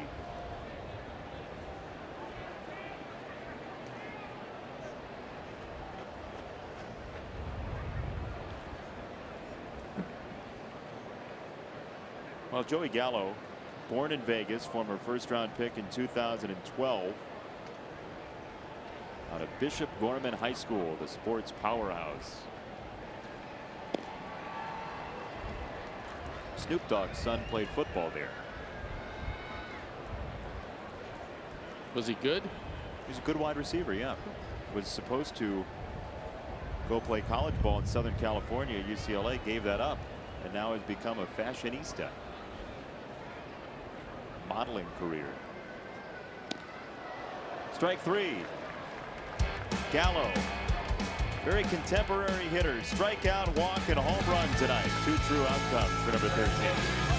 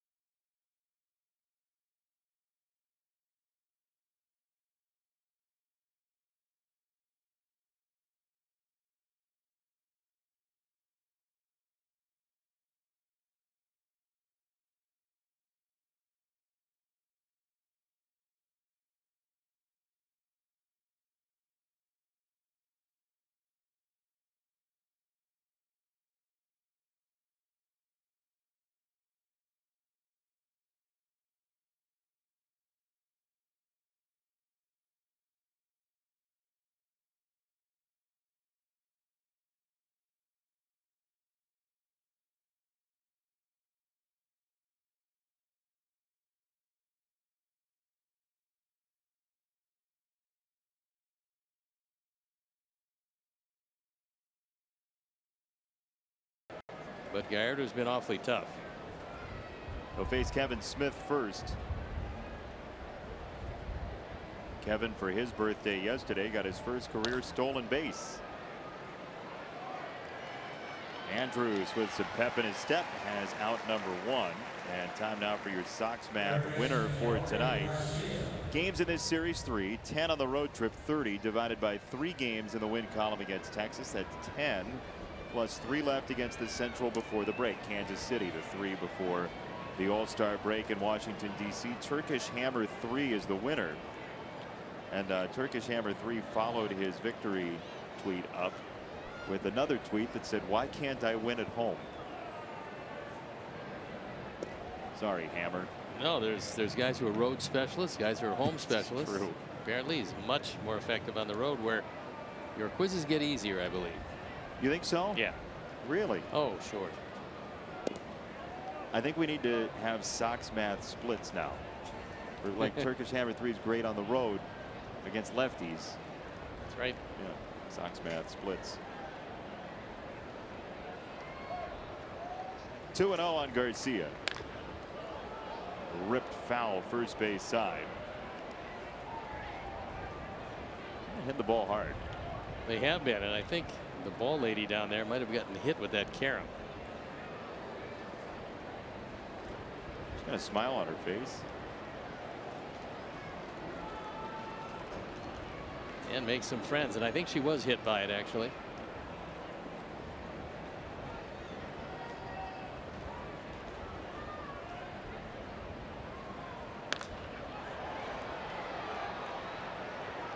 That ball parachutes to left center to Shields.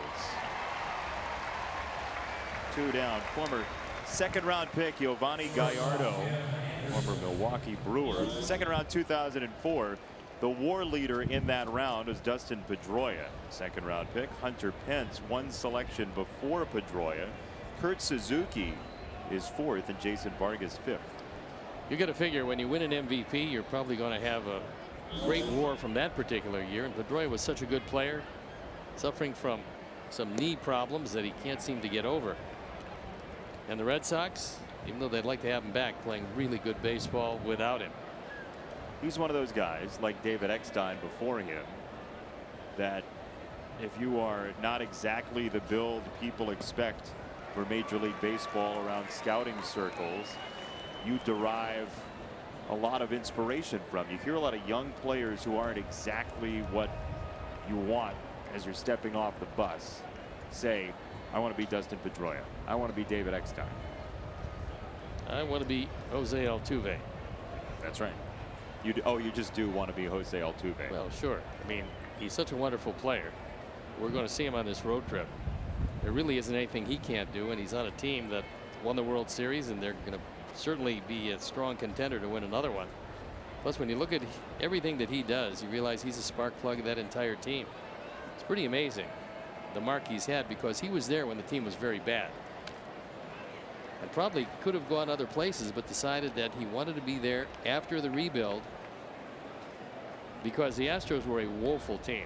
I mean, they lost 111 games and tore everything down to the bare bones to rebuild it. The organization has been wonderful because they did it and have done it with a lot of their homegrown players. That wasn't just 1 year of 100 losses too. No, they had a few of those. Ball breaks away. 2-2 on Anderson.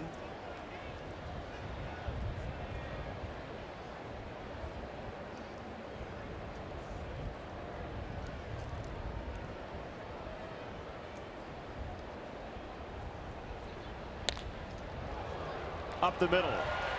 Rougned Odor finds out number 3. Rangers playing solid defense tonight, and the Sox trail 10-1.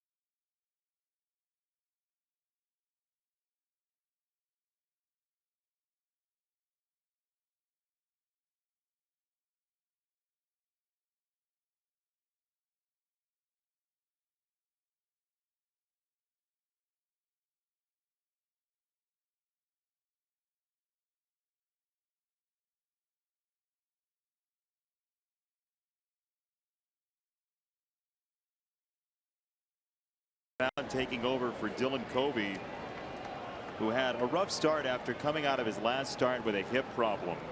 Just 2 1/3, and he did not look like this year's version of Dylan Covey when he was on the mound. No, that heavy sinker that he's been throwing, the one that was getting up there 93, 94 with a lot of sink and a lot of run on it, was not in attendance here tonight. And the Rangers, who are a hot ball club, made him pay the price. Texas winners of 9 of 11. This Rangers team won 7 straight last week after losing 7 straight back to back. Lose 7, win 7. Starting to get healthy again. Chirinos with some loft down the left field side and foul. Getting Andrews back and Beltre back. You'd have to figure that Odor, who has been a real good offensive player the last couple of years, would suddenly start to get it done. Now, hasn't shown itself in the long ball, but he is hitting the ball a whole lot better.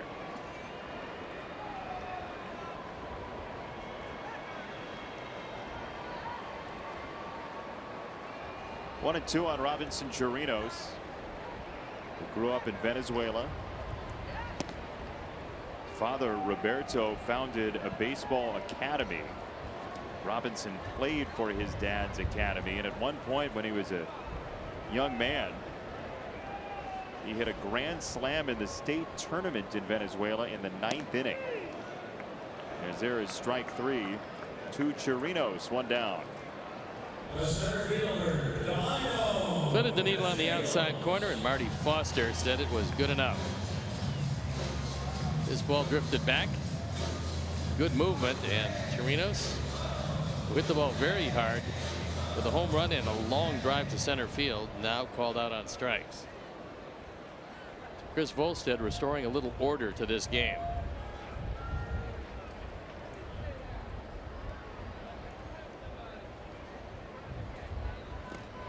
To Shields, a check swing foul.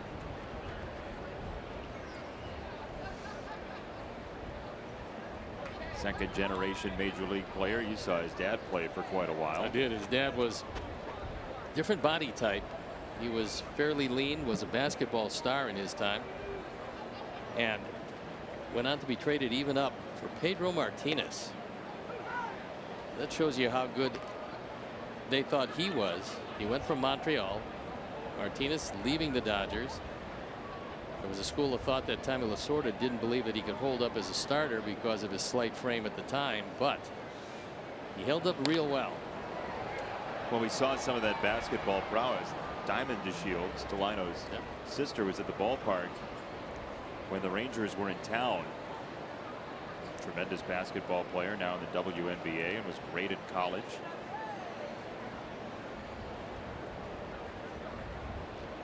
Oh, 2.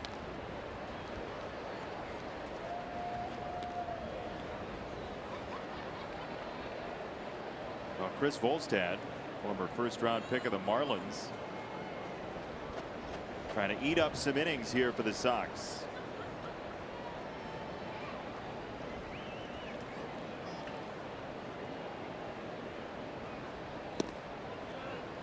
Kevin tried to help him out. 1 and 2.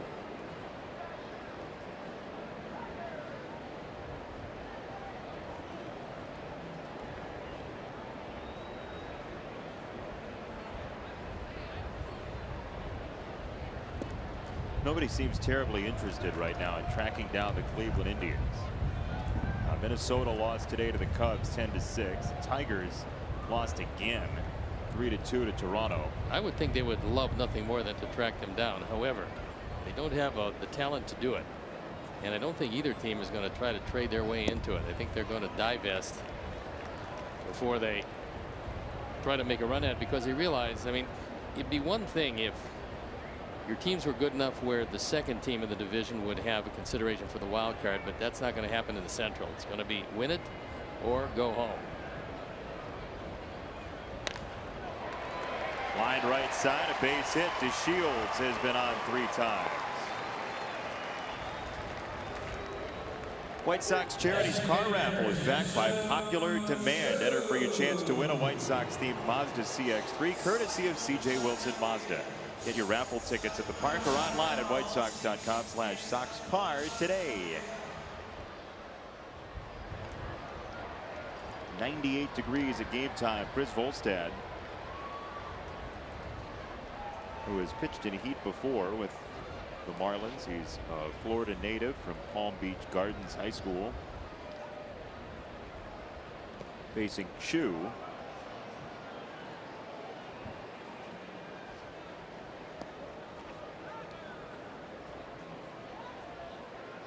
Sox and Rangers will play again tomorrow. That's an 8:05 start time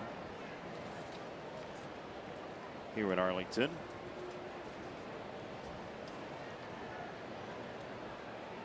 Carlos Rodon versus Bartolo Colon.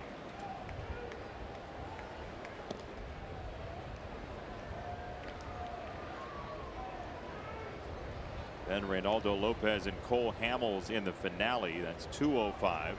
Both those games on NBC Sports Chicago before 3 in Cincinnati.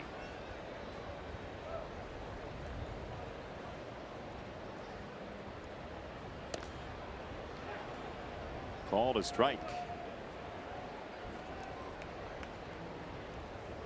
Been a very wide plate this evening, but that's okay. It moves the game along.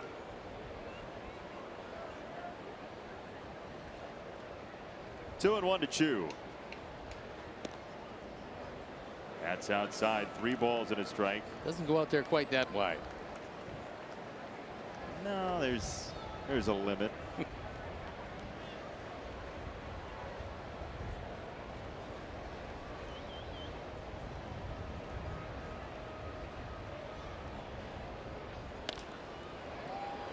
Third base side, there's only one man over there. It's Garcia, who does cut down the lead runner DeShields. So 5-6 on the fielder's choice. Lurie got rid of it in a hurry and had to, because I'm not sure there was a play at first base and barely a play at second, but he got it there ahead of DeShields. Lurie came up with the Rangers, so he's very familiar with this very, very hard infield. He was the first one off the bus today. Let everyone in. Felt very fitting. Special feeling with the first organization that brings you to the major leagues.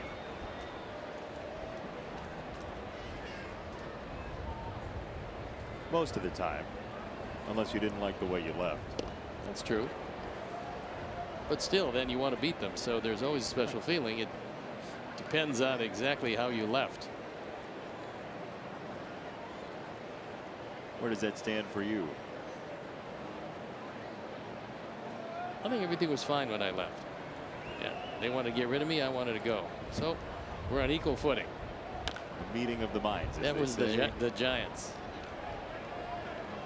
What a very good team, and 4 Hall of Famers on that team. You don't get a chance to come to the major leagues and find 4 guys that you're playing with that all go to the Hall of Fame, and that was Mays and McCovey, Marichal, and Gaylord Perry. Nice gesture by a Sox fan there. Very nice. Young man now has a souvenir. It's something to remember the ball game. Check swing foul. That's a lot of Hall of Famers. There is a lot, and my right fielder went on to be a member of the 30-30 club 5 different times. That was Bobby Bonds, who is the father of Barry Bonds. Went on to some acclaim. It was a good team.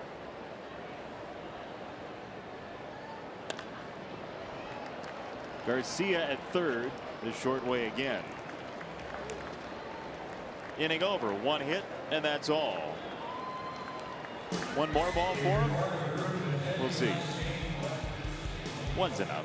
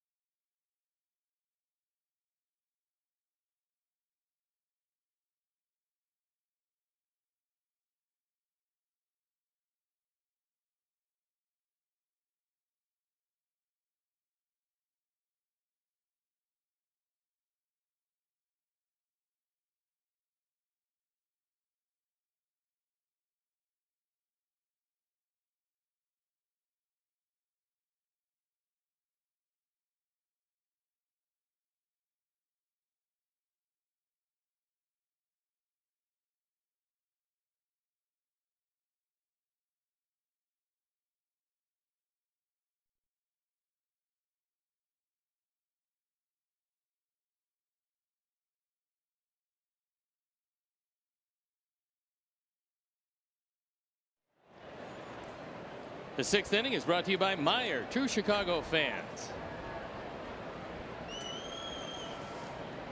Got to have some runs. Rather quickly, actually. Charlie Tilson takes a strike. 0 for 1 tonight for Charlie.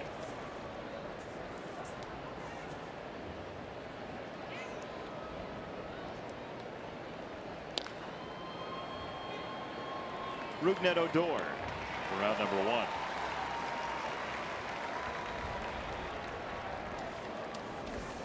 Family Sundays feature tickets as low as $5 in the upper level, $15 in the lower level, parking for only $10, plus special family-focused activities located throughout the ballpark. Family Sundays proudly presented by Coca-Cola. Coca-Cola, taste the feeling. Visit whitesox.com/Sundays today. This is a Gallardo that the Rangers haven't seen. 14 of the outs, including strikeouts, have been handled in the infield. Angle to right. Warning track and caught. Nomar Mazara followed it well for route number 2. Mazara is just a touch over 6'4", and he needed all of it as he went back to the track, reached up and made the play. So that qualifies as our Danley's defensive play. As Mazara goes back feeling for the wall, he knows exactly where he is with a foot to spare and takes it away. When you think of garages, think Danley's. I know Nomar does. He does? Absolutely. So if we went downstairs and said, when you think garage is Nomar. Yep. He would say that. He wouldn't first say, what are you talking about? He would say that first, yes. And then when we handed him the card that says Danley's, he would definitely say it. He would. 0-1 is a little bit outside. 1-1 to Moncada.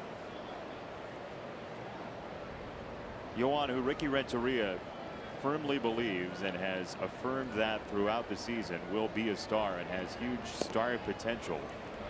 It's a matter of ironing out the details, and we saw another one early in this game, an error on a ball that he didn't completely get in front of and didn't play aggressively. And the ups and downs of age 23 for Moncada. Been a whole lot of really good major leaguers. I remember Mike Schmidt hit in the neighborhood. He hit under 200 his first year, something like 194, 196, whatever it was. That was in a full season. And there's been a lot of really good players, guys that go on to the Hall of Fame, guys go on to great careers who have struggled early. And Yohan is still a very young man. He still has to work out the intricacies of playing in the major leagues, both offensively, defensively. Gallardo strikes him out, and Giovanni Gallardo has 8 in a row in the out column since the Avi Garcia triple.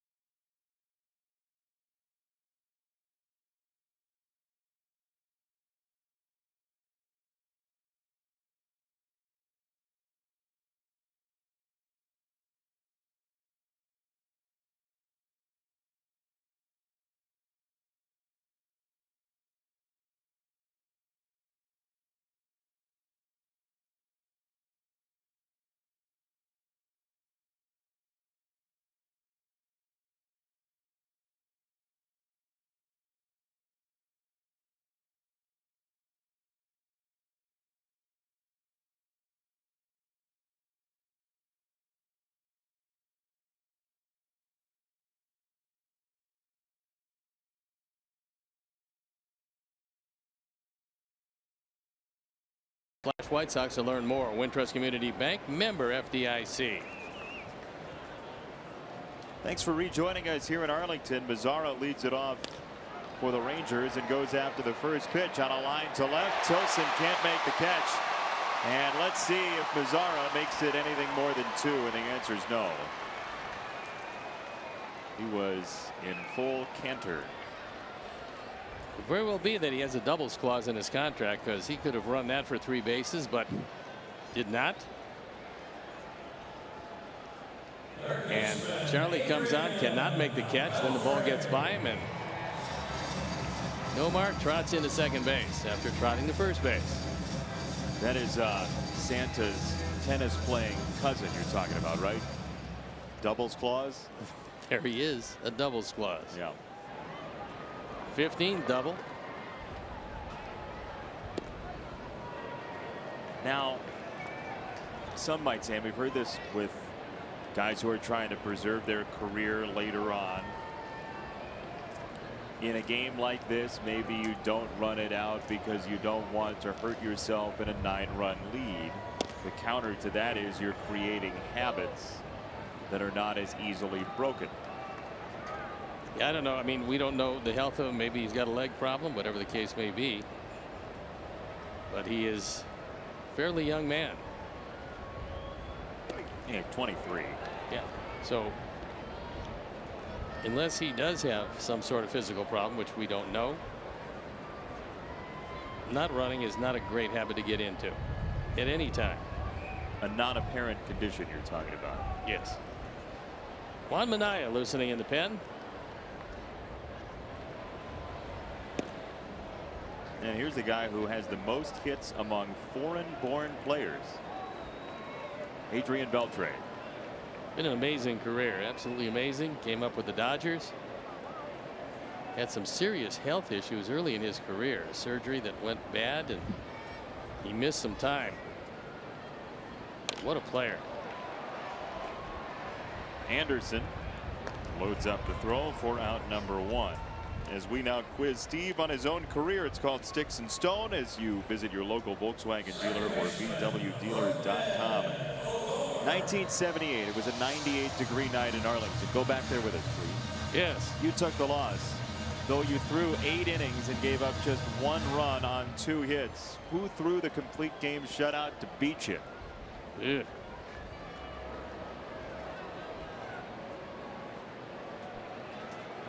You okay? No. Terrible remembered. Wakata for round number 2. Well, let's see. There was John Matlack. Could have been him. Bibby was awfully good at the time. And Busby. And Busby. I don't think it was Busby. And Bibby I ran into in the '79 World Series. So I'll say, well, good for him. I'll say Bibby. Jim Bibby. Yeah. Okay. It's all on the line. I know. All of it. The whole road trip? Oh, yeah. Well, the kit and the caboodle. A disastrous road trip. Were I wrong on this?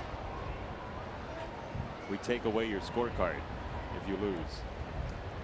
Well, pretty much you can have this one. Profire takes ball 1.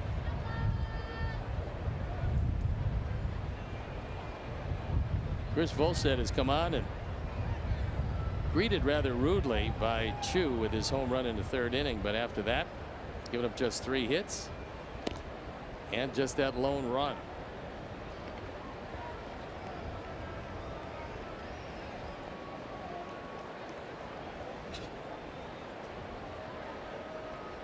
.56 pitches tonight for Volstead.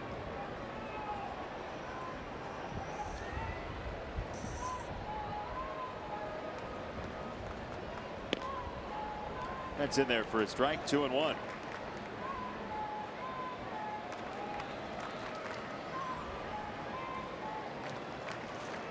You like those red jerseys? I really do. You do, huh? I do. Yeah. I don't. Really? No. Never been a big fan of red. Charlie Tilson in left. He drops the ball. He didn't know he dropped it because he was running into the dugout, and that's going to go E7.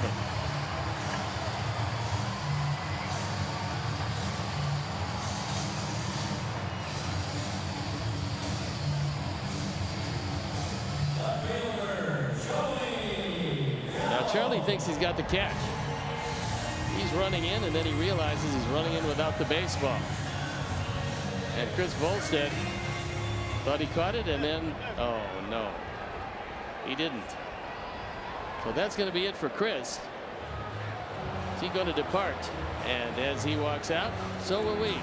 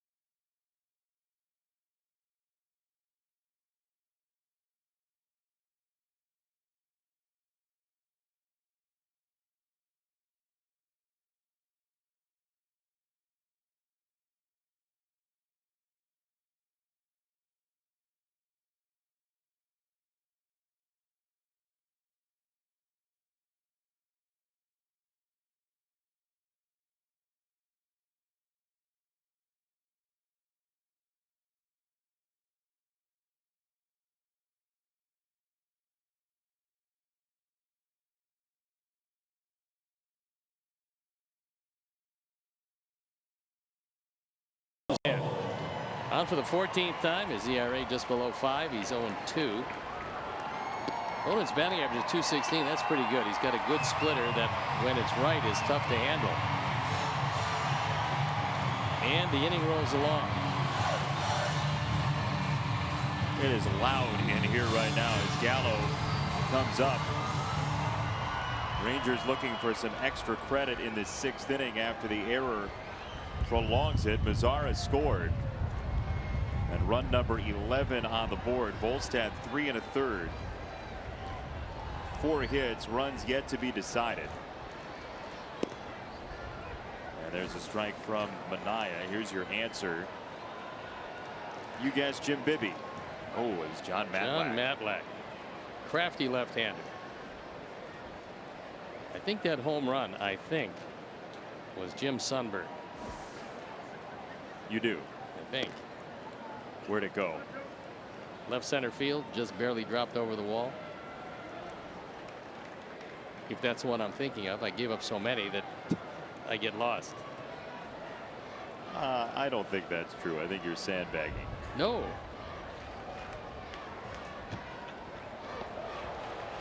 That one got away. Yes, it did. And Profar onto third.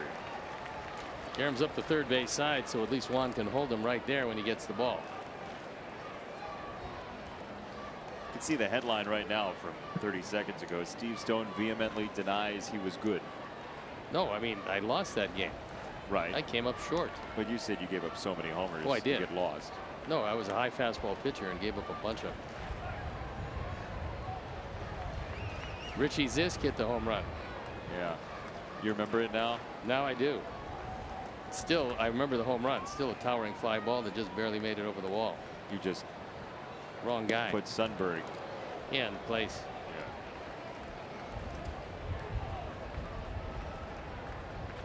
Joey Gallo with your 3 true outcomes so far tonight: a walk, a strikeout, a home run. No fielders affected by the filming of his at-bats. And there's strike three. Mania goes upstairs to strike out Gallo. A run comes home. That was unearned. 11-1 Texas.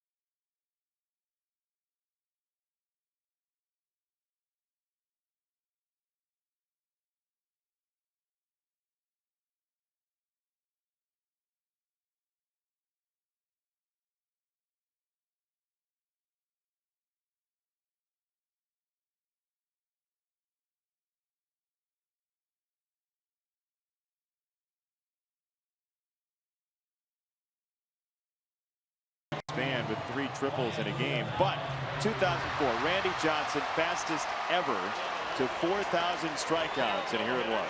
A perfect game. And now 4,000 with that nasty slider. Pretty amazing, as good as Randy Johnson was, to realize that he had no control early in his career. Literally no control whatsoever, and then finally came to him. Traded from Montreal to Seattle, then to Houston, where he was dominant, and then, of course, went on to the Hall of Fame.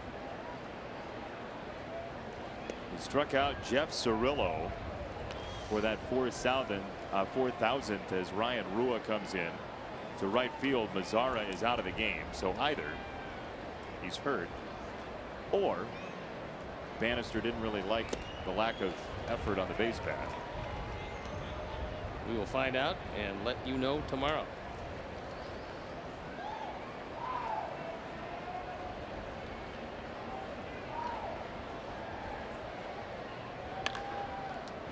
Javi left side. Beltre across the diamond. There's an example of how you play third base, and that is you make sure you stay in front of it. And they used to say the leading qualification to play third base is a strong chest. But if the ball bounces up, see it right there, it bounces up and he stays right with it. If you play that one off to the side, that's into left field. But that's one of the best glove men around with one of the most accurate arms you'll ever see. And that was a good play.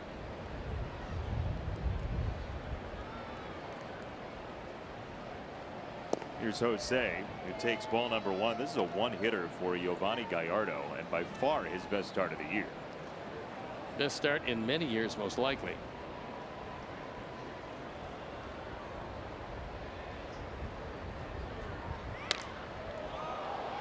Abreu right field. Rua back at the warning track's edge for round number 2. Let's tell you what's going on around the minors in the Sox system tonight. It's a final from Charlotte. Eloy Jimenez 2 for 3 with a couple of singles and an RBI. Sebi Zavala goes 1 for 4 against the Gwinnett Stripers, the AAA Braves. Doesn't surprise you that Jimenez is hitting the baseball in AAA? No. Have you been more impressed with somebody in his early 20s as a baseball player than you were with Eloy Jimenez when we chatted with him? I know it was a short chat. No, it was actually a really nice chat because he really seemed to understand everything that was going on around him, despite the fact that he had to adjust to a whole lot of things, namely the media, this country, professional baseball, And yet he seemed to be in complete command of everything that was going on around him and understood his situation as it pertains to being a major league player. No, he was number one, a very likable guy, and number two, a very smart guy. His aim is not to get to Major League Baseball. He's said that before. He's been very explicit about it, and he doesn't carry himself in any sort of arrogant way as a future star. He carries himself as somebody who works every day to become the best.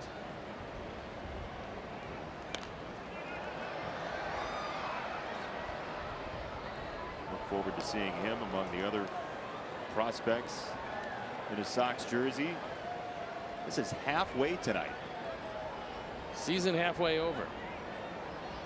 And some progress in certain areas. Some progress that has to be made in other areas. And all things considered, not unexpected the way that this first half has gone. But when you're going through it, knowing ahead of time that it's going to be like this, it doesn't lessen the aggravation going through it for not only our fans and the coaching staff and Ricky Renteria, but also for those of us who call this game on a daily basis. Ed Farmer, Darren Jackson, Ken Harrelson, Jason Benetti, and yours truly. And we get just as aggravated as you guys get watching it, but we also have a little bit longer vision seeing the youngsters in spring training as we did, understanding who's down there, each and every one of those guys, and realizing that there is some light at the end of the tunnel. It doesn't lessen the difficulties going through this kind of a year and this kind of a rebuild. However, it will come to an end. Yeah, I think it's easy to believe that on a day-to-day basis, everyone understands that this is a long season. You're supposed to get riled up about it. You want to hear Sox win. That's the goal of watching the game. But long term, the plan here is to compete every year as Palka takes ball 4.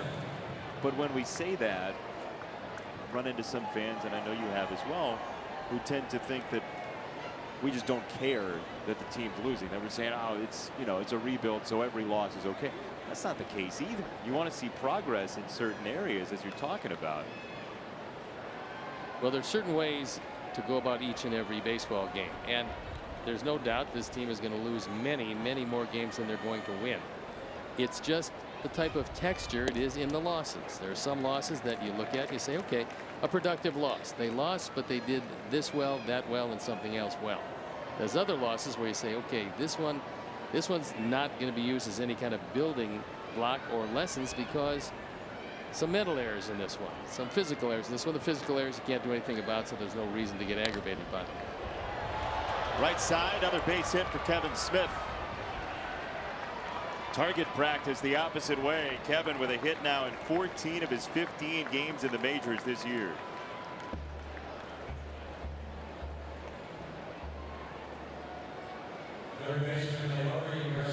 This one barely over the head of Odor. Just a second hit of the night and puts runners at the corners. Right now, if Jeff Bannister never got another out from Gallardo, he would consider this a masterful performance. 6 2/3, 1 run, 2 hits, that first walk and 6 strikeouts. Yesterday's a perfect example of the type of thing you're talking about. You have Lucas Giolito with a second straight very good start, 6 1/3. He gives up 1 run. Then later in the game, Tim Anderson gets ejected for some frustration. Yes. And you lose the game 2-1.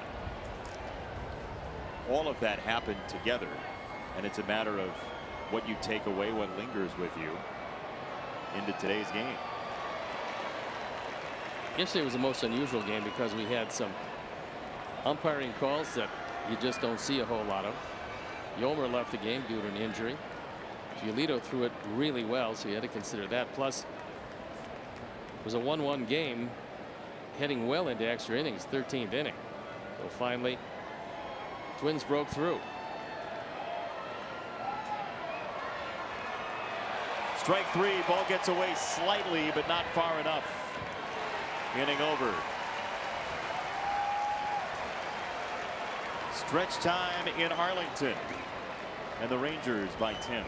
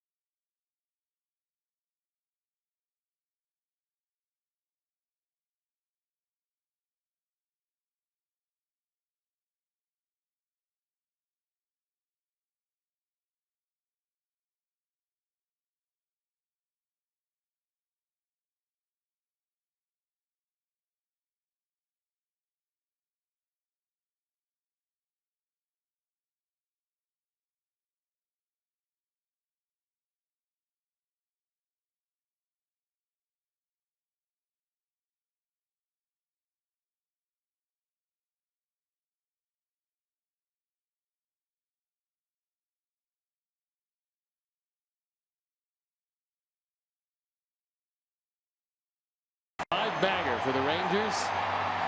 Our Ford drives of the game.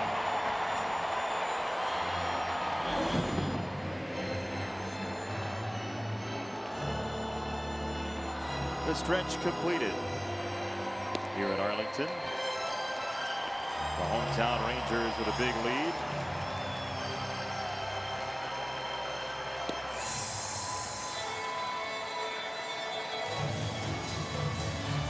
Can't wait to go to Houston, where they play deep in the heart of Texas for the 7th inning stretch. Have a little bouncing ball to teach you the words as well. I kind of like Cotton Eye Joe. You do? Yeah. One of your best friends? Yeah. Old Joe. You want a do-si-do? Not yet. We'll find somebody for you. Think Tom Grieve will? Former GM of this ball club. That was steamed broadcaster Tom Green. Everybody's steamed tonight. It's 98 degrees. Ooh, it was a little warm. Why don't you like those red jerseys? We were talking about that before. What? Not just a big fan of red. Why? I don't know. You like clapping? Or are you against clapping too? No, I was fine with that. You're okay as long with as you're not wearing red while you're clapping. He was. Yeah.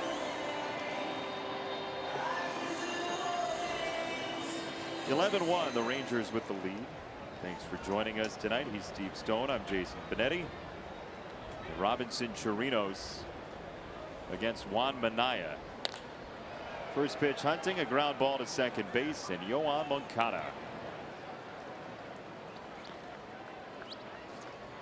Hey, it's a whole new ball game with RBI Baseball 18. RBI Baseball 18 delivers an all-new franchise mode and much more. RBI Baseball available now. Learn more at rbigame.com. Rated E for everyone. What is your favorite video game? I don't know. I don't really have one. Doesn't sound like a great game. No, I'm not a great video fan. What about Pong or another Atari game? Well, yeah, I wasn't too good at that either. No, not even that. I didn't even think Mario was super. You didn't? No. You thought he was just okay? Yeah, it was okay, Mario, and for me. Well, the Sox do have Mario and Luigi hats hanging around in the home clubhouse. They have a lot of gamers on this team. There are a lot of gamers. Yeah. Fortnite. You play Fortnite? Only every other night. That was asking for it. Ball and 2 strikes from Minaya. Shields has had a perfect night.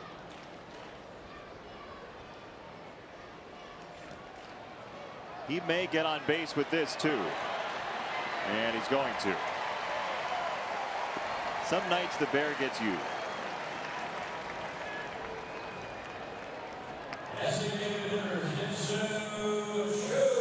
He expands his strike zone, and this one hits off of Kevin and just bounds well away, and the Shields is too fast to even think about throwing him out. As that ball almost trickles into the dugout.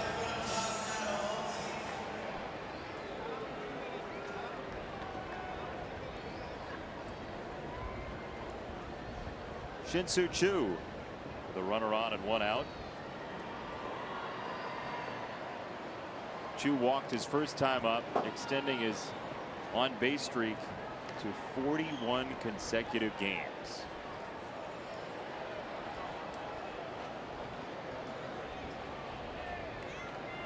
His on base percentage keeps growing right around 400.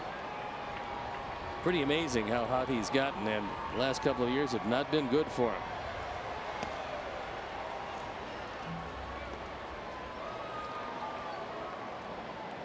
Right now at this stage of his career, he's probably better suited as a designated hitter, but he can still swing the bat, and at one point was a pitcher that threw 95 miles an hour, chose hitting, which was much to his benefit.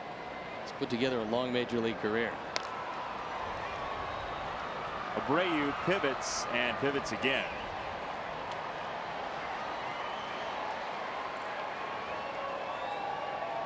DeShields to second base, 2 down.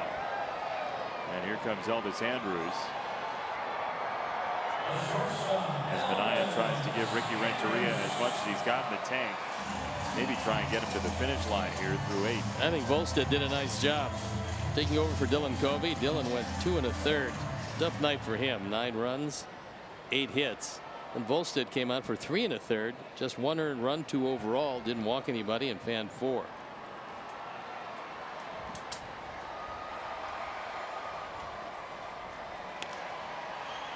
Andrews pulls it foul.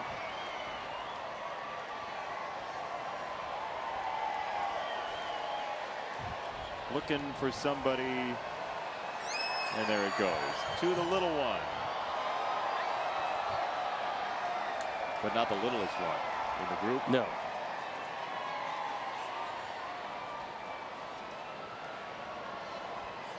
Look at that. Look what you got.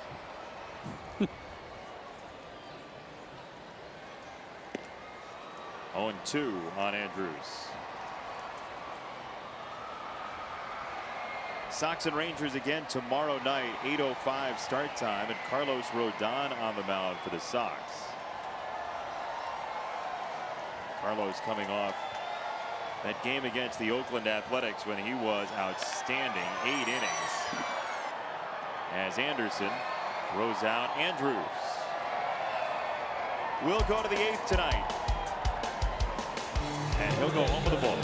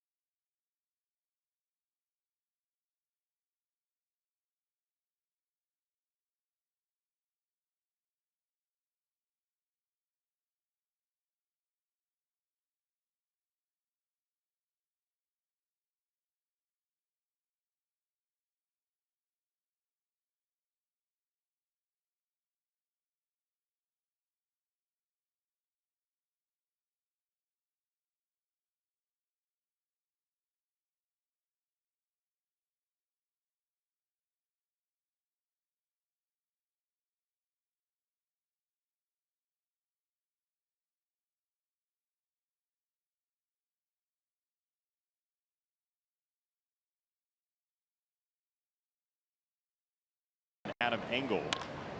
And Tim first pitch hunting. Beltre the bobble, the recovery, all in one. We laughed, we cried, we got out number one. It's pretty amazing because he can bobble the ball on occasion, and yet it always seems to get to him in time for him to get the throw across one step ahead of the runner. One down for Charlie Tilson as Giovanni Gallardo has gone retro on us tonight.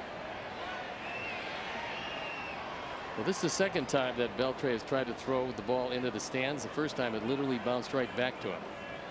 So then he did throw it in, and this time he was able to impart a souvenir. Any chance Elvis Andrus substituted the ball for a boomerang and Beltre didn't know it. Came right back to him, I will say that. Uh-oh. Don't cry over spilled beer. On the face, though? Beer face? Well, you never really know what was behind him, and that's a no good deed goes unpunished. That was on the attempted souvenir grab. Charlie Tilson up the middle with a base hit. Let's give you a final from the minor leagues, and Advanced A Winston-Salem with a 12-10 win over Frederick. Oh boy, a bonanza of runs at Harry Grove Stadium. Blake Rutherford 3 for 6. Blake Hickman had 4 errors around him and pitched through it. 23 hits. Live ball era. Yeah, it sure is. Yikes. Smashed to left field by Adam Engel, who's hit the ball well twice tonight. And he has himself a 1-out double in the 8th. Well, the pen's been up and going, and you would think that Jeff Bannister got every ounce of what he could get out of Giovanni Gallardo.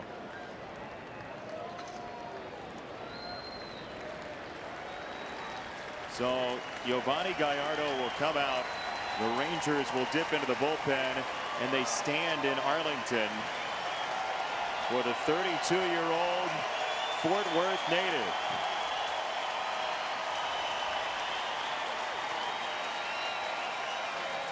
Four hits allowed, 1 walk, 7 strikeouts for Gallardo.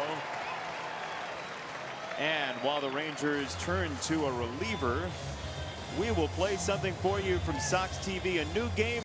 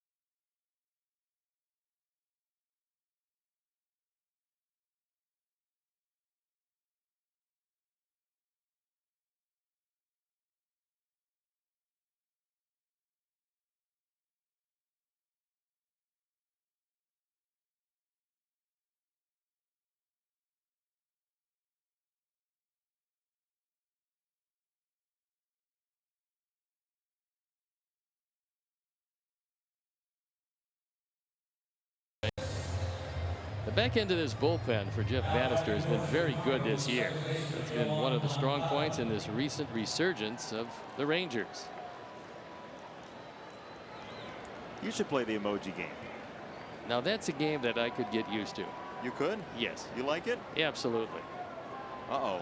We got to get Matt Dahl and his crew to get you to play the emoji game then. Well, I have to have ample clues. I like clues. I like Dylan Cease said, I didn't go to college. I don't know that. It's a mathematical device. Yohan Moncada against Barnett. And that breaks in for a strike.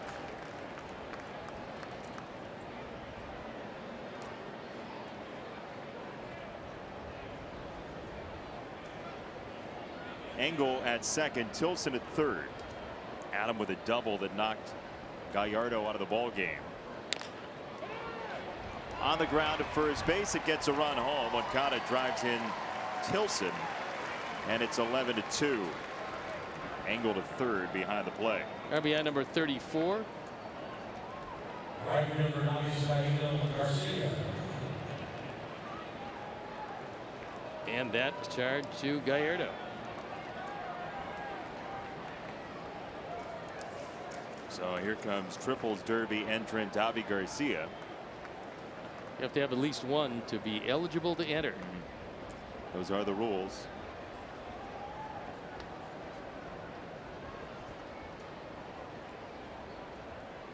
Barnett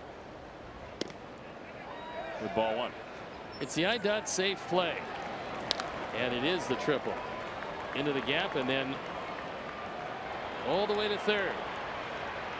IDOT reminding you that safe driving habits may really be a matter of life and death. Visit lifeordeathillinois.com.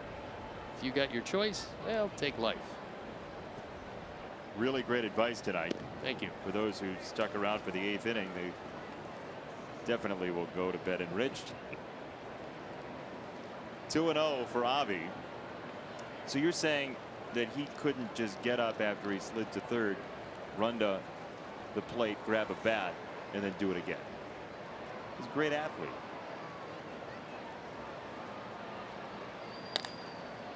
Yeah, no, he couldn't. Andrews, nice play, but he pulled Profar off the bag. So the Sox do get one more run. Engel scores. It's 11-3. Profar did quite a job just getting the baseball. What? It goes as a base hit. The second of the night for Avi. This is just an outstanding effort by Andrews. And a nice pick on the other end by Profar, but Sox have plated a pair. So those runners that were willed to Barnett from Gallardo come around to score. So 7 1/3, 3 earned runs against Giovanni Gallardo tonight.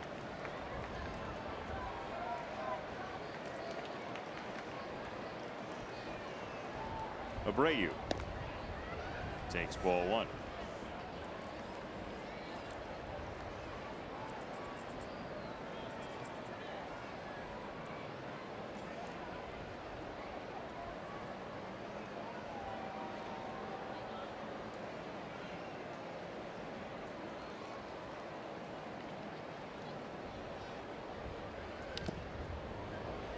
We have some rare news from the Twitter is good and benevolent department.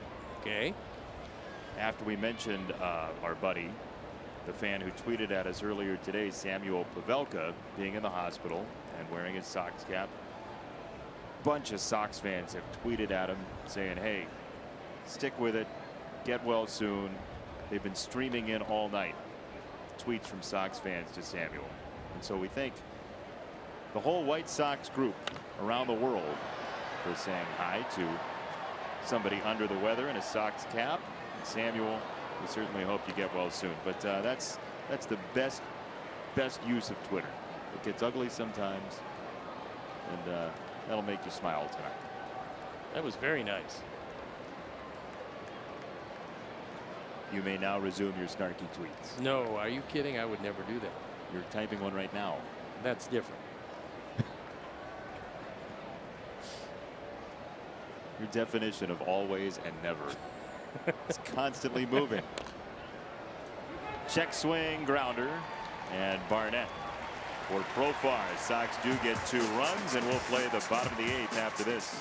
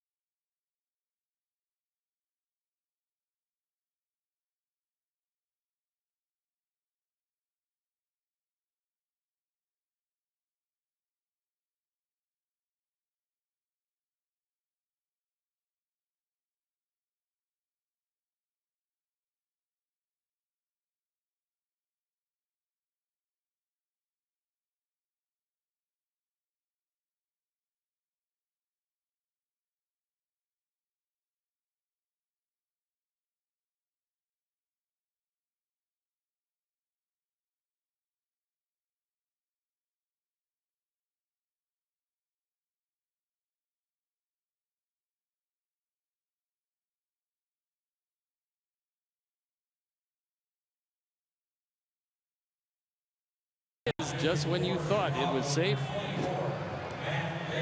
Matt Davidson comes on to pitch. That is the dream of just about every position player, is to get a chance to pitch at least once in the major leagues. Let's take a look at the numbers on Davidson, and there they are.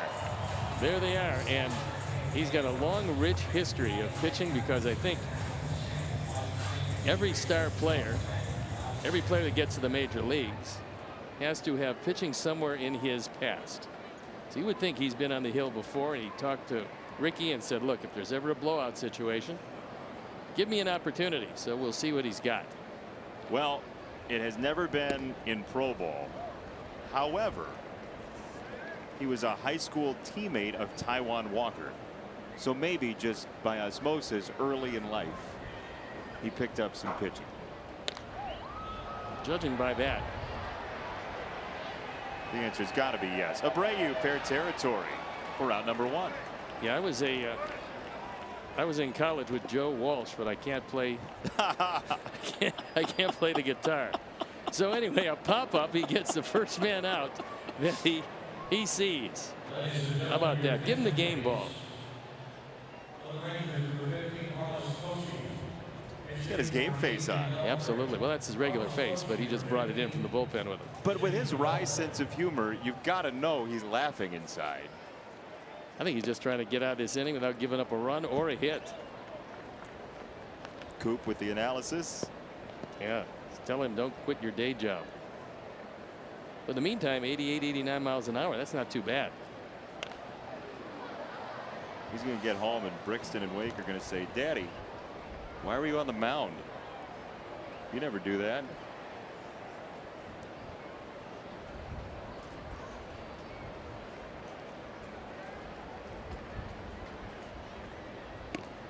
You're not kidding, though. This is a dream come true for every position It player. really They is. lobby for it. And he just threw a slider. Didn't hit with it, but look, I applaud the ambition. That was a breaking ball that broke up. Yeah, not so as you'd notice, but it was. And Let's there's watch Don Coop. Cooper going, oh boy, we got some work to do. Upstairs, 3-2. Oh, this is going to be fun watching Coop.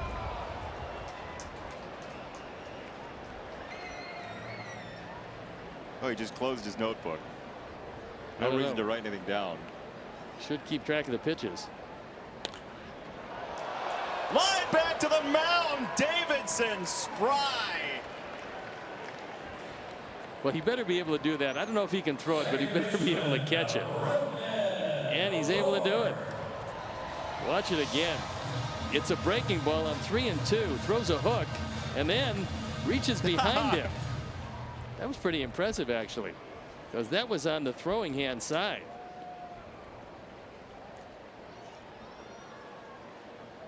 You could slide at least a novel underneath him. Vertical leap of what? Quarter of an inch, maybe a half inch. He got up there. Coop's going, why did we not do this before?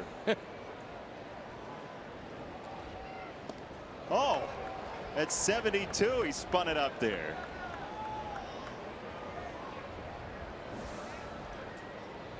Coop, what do you say? Didn't go after the high fastball. That was 92 miles an hour, by the way. He's strategizing. I know. I mean, Well, he set him up right here for the slow hook. He did. Yeah. High fastball. Now we'll see if there's a hook coming. He's not messing around. 1-2. There it was. You never know. He's trying to keep his options open. Look, we've seen it before. Okay, let's see what Kevin Smith calls for. He's going through a set of flaps, and then that looks like the changeup. There it was, strike 3. Denton True Davidson takes us to the 9th.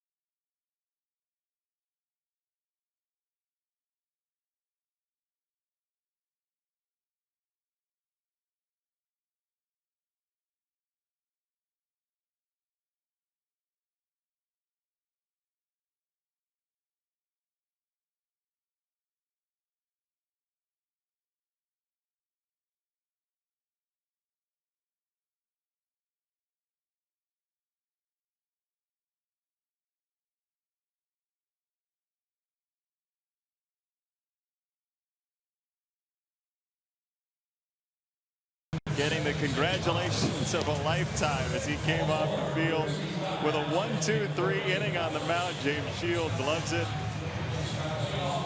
I mean, look, it was a rough night. It was a really rough night for the Sox.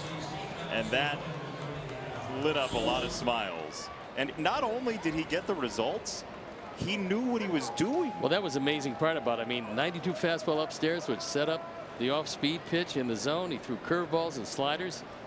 Nice performance. I think he's got a future. I don't think it's on the mound, but I think he's got a future.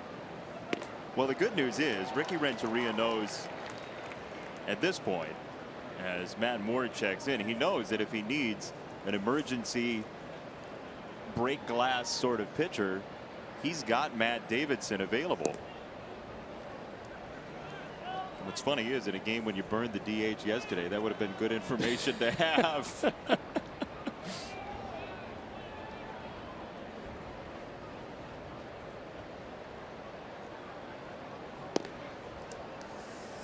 Last Sox position player to do that was Rob Brantley, and Matt looked a lot better. And the Ram upcoming schedule, there it is, with Texas and then on to Cincinnati for 3. There's the first of the 3.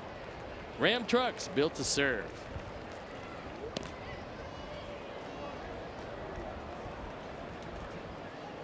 You certainly hope that there are days ahead, as you see the defense for Texas, days ahead for Matt Davidson, where he will talk about playoff victories and great success team-wise, but in terms of individual stories that he will tell for the rest of his life. This one. Oh, there's no doubt that regardless of what happens to him, and I hope he goes on to really become a star in this game and have all kinds of thrills, but he's not going to forget that. Center field to Shields. So let's revisit, shall we? Right. Here it comes. Mystery man. Fly ball. Fair territory. Out number 1. Line out. What a play that was, by the way. That's a good play for anybody. And then the strikeout.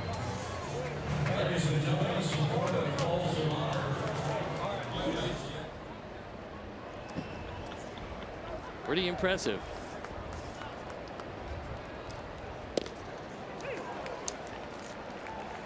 For a guy who the game really beat up for a while in the minor leagues, to the point where he has said he thought about giving up baseball.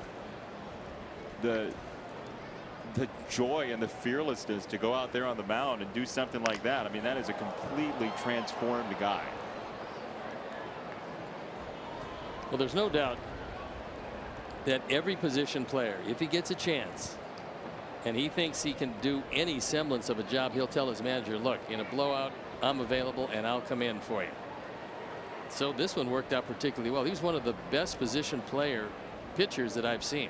A guy that hasn't pitched in the major leagues is actually pretty good. It's called strike 3. Kevin Smith thinks it's an unfortunate decision. 2 down. Matt Davidson pitched some in high school, but you don't tune that up in the pros at all. He hadn't done it. I mean, even to the point of a blowout in the California League or in the Midwest League in A-ball, he had never pitched in professional baseball. Pretty entertaining on an otherwise dismal night. 2 down for Garcia. To shortstop Elvis Andrews, and that is all she wrote. Rangers win, and so does Matt Davidson. 11-3 the final score. Not a great team night certainly, but some mirth in the end. 11-3 the final. We will wrap it up for you after this from Arlington.